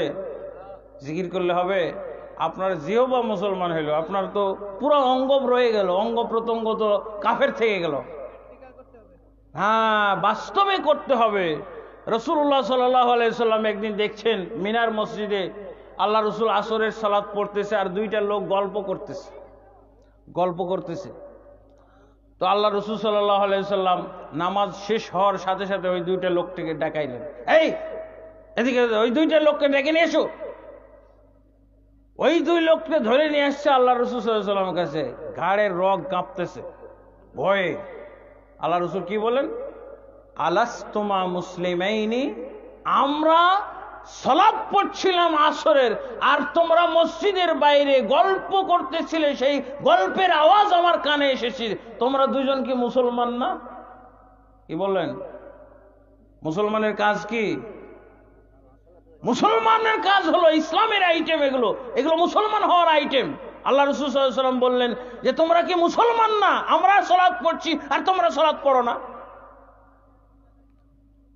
তখন তারা জবাব দিল কি, ইয়া রাসূলুল্লাহ, আমরা তাবুতে নিজেদের গৃহে আমরা সালাত পড়ে এসেছি। আল্লাহ রাসূল সাল্লাল্লাহু আলাইহি ওয়াসাল্লাম বললেন, মুসলমান হইতে হলে তোমরা নামাজ যদি বাড়িতে পড়েও আসো, তারপরও এটা হলো প্রতীক, ইসলামের প্রতীক। সালাত হলো ইসলামের প্রতীক। এই প্রতীকের সাথে তোমার থাকতে হবে, এইখানে শরীক হইতে হবে। যদি তুমি বাড়িতেও সালাত পড়ে আসো, তারপরও তোমার ইসলাম প্রকাশ করার জন্য, তোমার ইসলাম তুলে ধরার জন্য, প্রমাণ করার জন্য আবারও তোমাকে সালাতে দাঁড়াইতে হবে, সালাত পড়তে হবে। দেখছেন, 2 বার সালাত পড়তে হবে তোমার ইসলাম প্রমাণ করার জন্য।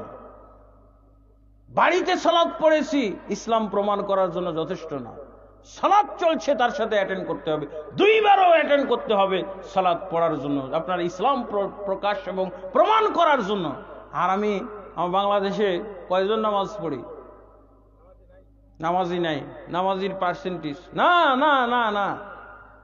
আপনি যদি সালাত না পড়েন এবং 5 ওয়াক্ত পড়তে হবে, পড়লে কয় ওয়াক্ত পড়তে হবে? 1 ওয়াক্ত না, 5 ওয়াক্ত পড়লে মুসলমান। ইসলামের আওতায় আসলেন। ইসলাম গঠন প্রণালী, ইসলাম গঠন প্রণালী কি? কালেমা, সালাত, যাকাত, হজ, উমরা, সিয়াম, এগুলো খালি মুখস্থ করা না, পালন করতে হবে। যদি কেউ পালন না করে, ইসলামে বেনামাজি ব্যক্তি স্বাধীনতা নাই। নামাজ পড়বো না, সালাত না পড়লেও চলবে, কিন্তু ইসলামে এই স্বাধীনতা নাই। কি করতে হবে? যারা বেনামাজি ইসলামী রাষ্ট্রে, তাদের শাস্তি হলো মৃত্যুদণ্ড। মৃত্যুদণ্ড, এটা জানি আমরা। তার মানে বাংলাদেশে যত বেনামাজি দেখবেন, আমরা তো বলতেছি জনবিস্ফোরণের কথা। আপনি বেনামাজির বিধানটা কায়েম করে দিলে বাংলাদেশ সুখী হয়ে যাবে, বুঝেছেন? 1 লাখ, 10 লাখ, 5 লাখ লোক থাকবে, বাকি সব মৃত্যুদণ্ড প্রাপ্ত হয়ে বাস বাংলাদেশ সুখী সমৃদ্ধ দেশ হয়ে যাবে, বুঝেছেন? সব এগুলো বিশাল কবরস্থান বানাইতে হবে। হ্যাঁ, আবার মুসলমানের কবরও তাদেরকে দাফন করা যাবে না, আলাদা কবর। এটা হলো বেনামাজিদের কবর। এটা হলো ইসলামী রাষ্ট্র যদি থাকে, তাহলে কি করতে হবে? সব বেনামাজিদের কাজ যাতে ইসলামী রাষ্ট্র না হয়। বোঝা গেছে? সবার এটা কামনা থাকতে হবে। তাহলে নাউজুবিল্লাহ, 5 ওয়াক্ত সালাত পড়তে হবে। এটা হলো ইসলাম। আল্লাহর দৃষ্টিতে মুসলমান হওয়ার জন্য, হাদিসের দৃষ্টিতে মুসলমান। এখানেও যন্ত্রণা আছে। মুফতি, মুহাদ্দিস, হুজুরদের কাছে ফতোয়া নিতে যাবেন, বুঝেছেন? বলছে না, নামাজ ছেড়ে দিলে কোনো সমস্যা নাই, কাফের হবে না, মুরতাদ হবে না, বুঝেছেন?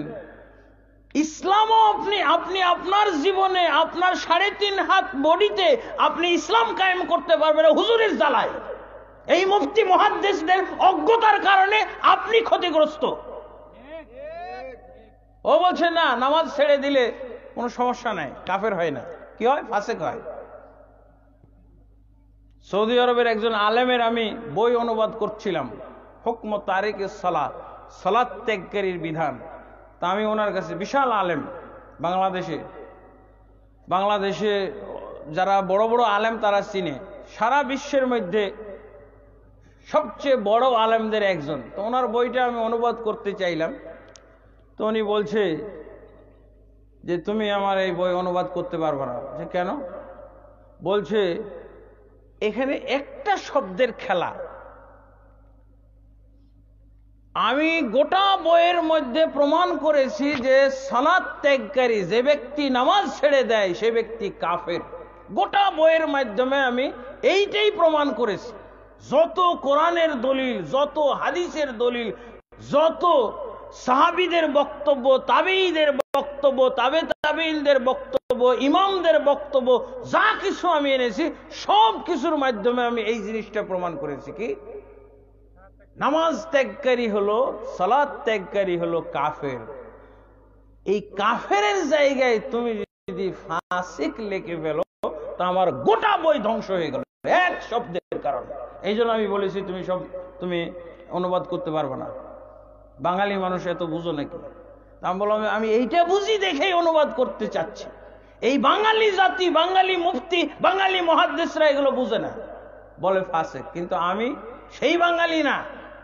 আমি বুঝেছি আপনার এতগুলো দলিলের উপস্থাপনা, এতগুলো দলিলের সম্ভার আমি দেখে বুঝেছি যে হ্যাঁ, সালাত ত্যাগকারী হলো কাফের। তাই আমি এটা অনুবাদ করে আমার জাতিকে আমি সালাতের আওতায় নিয়ে আসতে চাই 100%। এই উদ্দেশ্যে আমি অনুবাদ করতে। তাহলে করো। তখন আমি এটা করেছি অনুবাদ। কিন্তু আমাদের বাংলাদেশে কি বলে, আমরা যারা যতজন মক্কা মদিনা ইউনিভার্সিটিতে লেখাপড়া করে এসেছি প্রায় 500-র উপরে, হাজার খানিক হয়ে যাবে ছাত্র, যারা মক্কা মদিনার বিভিন্ন ইউনিভার্সিটিতে লেখাপড়া করে এসেছে। আমাদের দেশে এই তথাকথিত মূর্খ মুফতিগুলো, মূর্খ মুহাদ্দিসগুলো কি বলে? বলছে যে এরা খারিজি হয়ে গেছে। আমরা বলি যে সালাত ত্যাগকারী হলো কাফের, আমাদেরকে বলছে খারিজি। ওরা কি বলছে? খারিজি। ওরা আবার কাফের বলে কোনটা? যে 5 রুকুন ছেড়ে দিলে কাফের বলে না, তারা বলে যে 6 নম্বর রুকুন মাযহাব মানা ফরজ, এই ফরজ ছেড়ে দিলে কাফের হয়। এই আবর্জনামূলক মুফতিগুলো 6 নম্বর ফরজের কারণে কাফের বলে। আল্লাহ এবং আল্লাহ রাসূল যে 5টাকে ফরজ করেছেন, এই ফরজগুলোর মাধ্যমে, এই ফরজগুলো ত্যাগ করলে কাফের হয় না, ফাসিক হয়। আর ওরা যে ফরজ নির্ধারণ করে দিয়েছেন, মানুষ মুসলমানের উপরে চাপিয়ে দিয়েছেন যেই ফরজটা, সেটা কি? 6 নম্বর ফরজ। মাযহাব মানা কয় নম্বর ফরজ? 6 নম্বর ফরজ। এই ফরজ কি হাদিসে জিবরিলের মধ্যে আছে? কোরআনে আছে? হাদিসে আছে? কোথায় আছে? দেশে আছে, বাংলাদেশে আছে, মুফতিদের বক্তব্যের মধ্যে আছে। 6 নম্বর ফরজ যখন ত্যাগ করার কথা বলা হবে, যে হুজুর ও তো মাযহাব মানে না, বলছে তার ইসলাম নাই, এবার আর ইসলাম থাকে না, এবার কাফের হয়ে গেল। বুঝা গেছে? নামাজ ছেড়ে দিল কাফের হয় না, যাকাত ছেড়ে দিল কাফের হয় না, সিয়াম ছেড়ে দিল কাফের হয় না, হজ উমরা ছেড়ে দিল কাফের হয় না। 6 নম্বর ফরজটা ছেড়ে দিলে কাফের হয়। যন্ত্রণা না? একটা বিশাল যন্ত্রণা। এই হুজুরদের কারণে মানুষ আসলে প্রচলিত মুসলমান থেকে যাচ্ছে। তারা প্রকৃত মুসলমান হওয়ার লাইনটাই পাচ্ছে, লাইন থেকে বিচ্যুত করে দিচ্ছে, লাইন থেকেই সরিয়ে ফেলতেছে। আর যারা আসল ফতোয়া, যারা প্রকৃত ফতোয়া, যারা মক্কা মদিনা লেখাপড়া করে এসে ফতোয়া দিচ্ছে, তাদেরকে বলছে খারিজি। সালাত না পড়লে ইসলাম থেকে খারিজ হয়ে যায়, এই ফতোয়া দিলে নাকি খারিজি হয়ে যায়। আর যারা বলছে 6 নম্বর ফরজ ত্যাগ করলে খারিজ হয়ে যায়, তাহলে ওরা ডবল খারিজি না? মাযহাব ছেড়ে দিলে ইসলাম থেকে খারিজ হয়ে যায়, তাহলে ডাবল খারিজি না? ওরা এমন একটা পয়েন্টের মাধ্যমে ইসলাম থেকে খারিজ করতেছে, যে পয়েন্টে ইসলাম নির্ধারণ করে নাই, ইসলামের বাউন্ডারির বাইরে। এটা এই ডাস্টবিনে পাওয়া যায়, ইসলামের বাইরে যা ডাস্টবিন রাখা আছে, সেই ডাস্টবিনে পাওয়া যায় যে ফরজ, সেইটার কথা বলতেছে। আর কি বলছে? তরিকা না ধরলেও নাকি ইসলাম থাকে না। এটা কয় নম্বর ফরজ? এটা 7 নম্বরটা না? আবার এগুলো ইসলামের বাউন্ডারির বাইরে না? এগুলো ইসলামের বাউন্ডারি দেওয়া হয়েছে কয়টা বাউন্ডারি? 5। 5-এর মাধ্যমে বাউন্ডারি, এটা 5-এর বাইরে না? 5-এর বাইরে চলে গেল 6 নম্বর ফরজ। আবার এই সব ফরজের বাচ্চাও আছে। ফরজের বাচ্চা জানেন? ফরজের বাচ্চা 130 পর্যন্ত ফরজের বাচ্চা হয়েছে, আছে না? শুনছেন আপনারা? কত বড় বইয়ে পাবেন? 100টি বইয়ের মধ্যে পাবেন 130 ফরজ। আবার 7 নম্বর ফরজেরও বাচ্চা আছে, তরিকা ধরা ফরজ না? এটার বাচ্চা কতটি জানেন? 126 তরিকা। কোথায় পাবেন? হক্কানি পীরের দরবারে পাবেন এটা। কিন্তু দুঃখজনক হলো সত্য যে 130 ফরজের মধ্যে মুহাম্মদ সাল্লাল্লাহু আলাইহি ওয়াসাল্লামের তরিকাটা নাই। কত ইবলিসি কায়দায় তারা ফরজের বাচ্চা বানাইছে, দেখছেন? নবীর তরিকা ঢোকাই নাই। একদিক দিয়ে ভালো করছে, সব বেদাতটি একসাথে, এর মধ্যে সুন্নতের কোনো কারবার নাই। সাজারা শরীফ আছে, সাজারা শরীফ।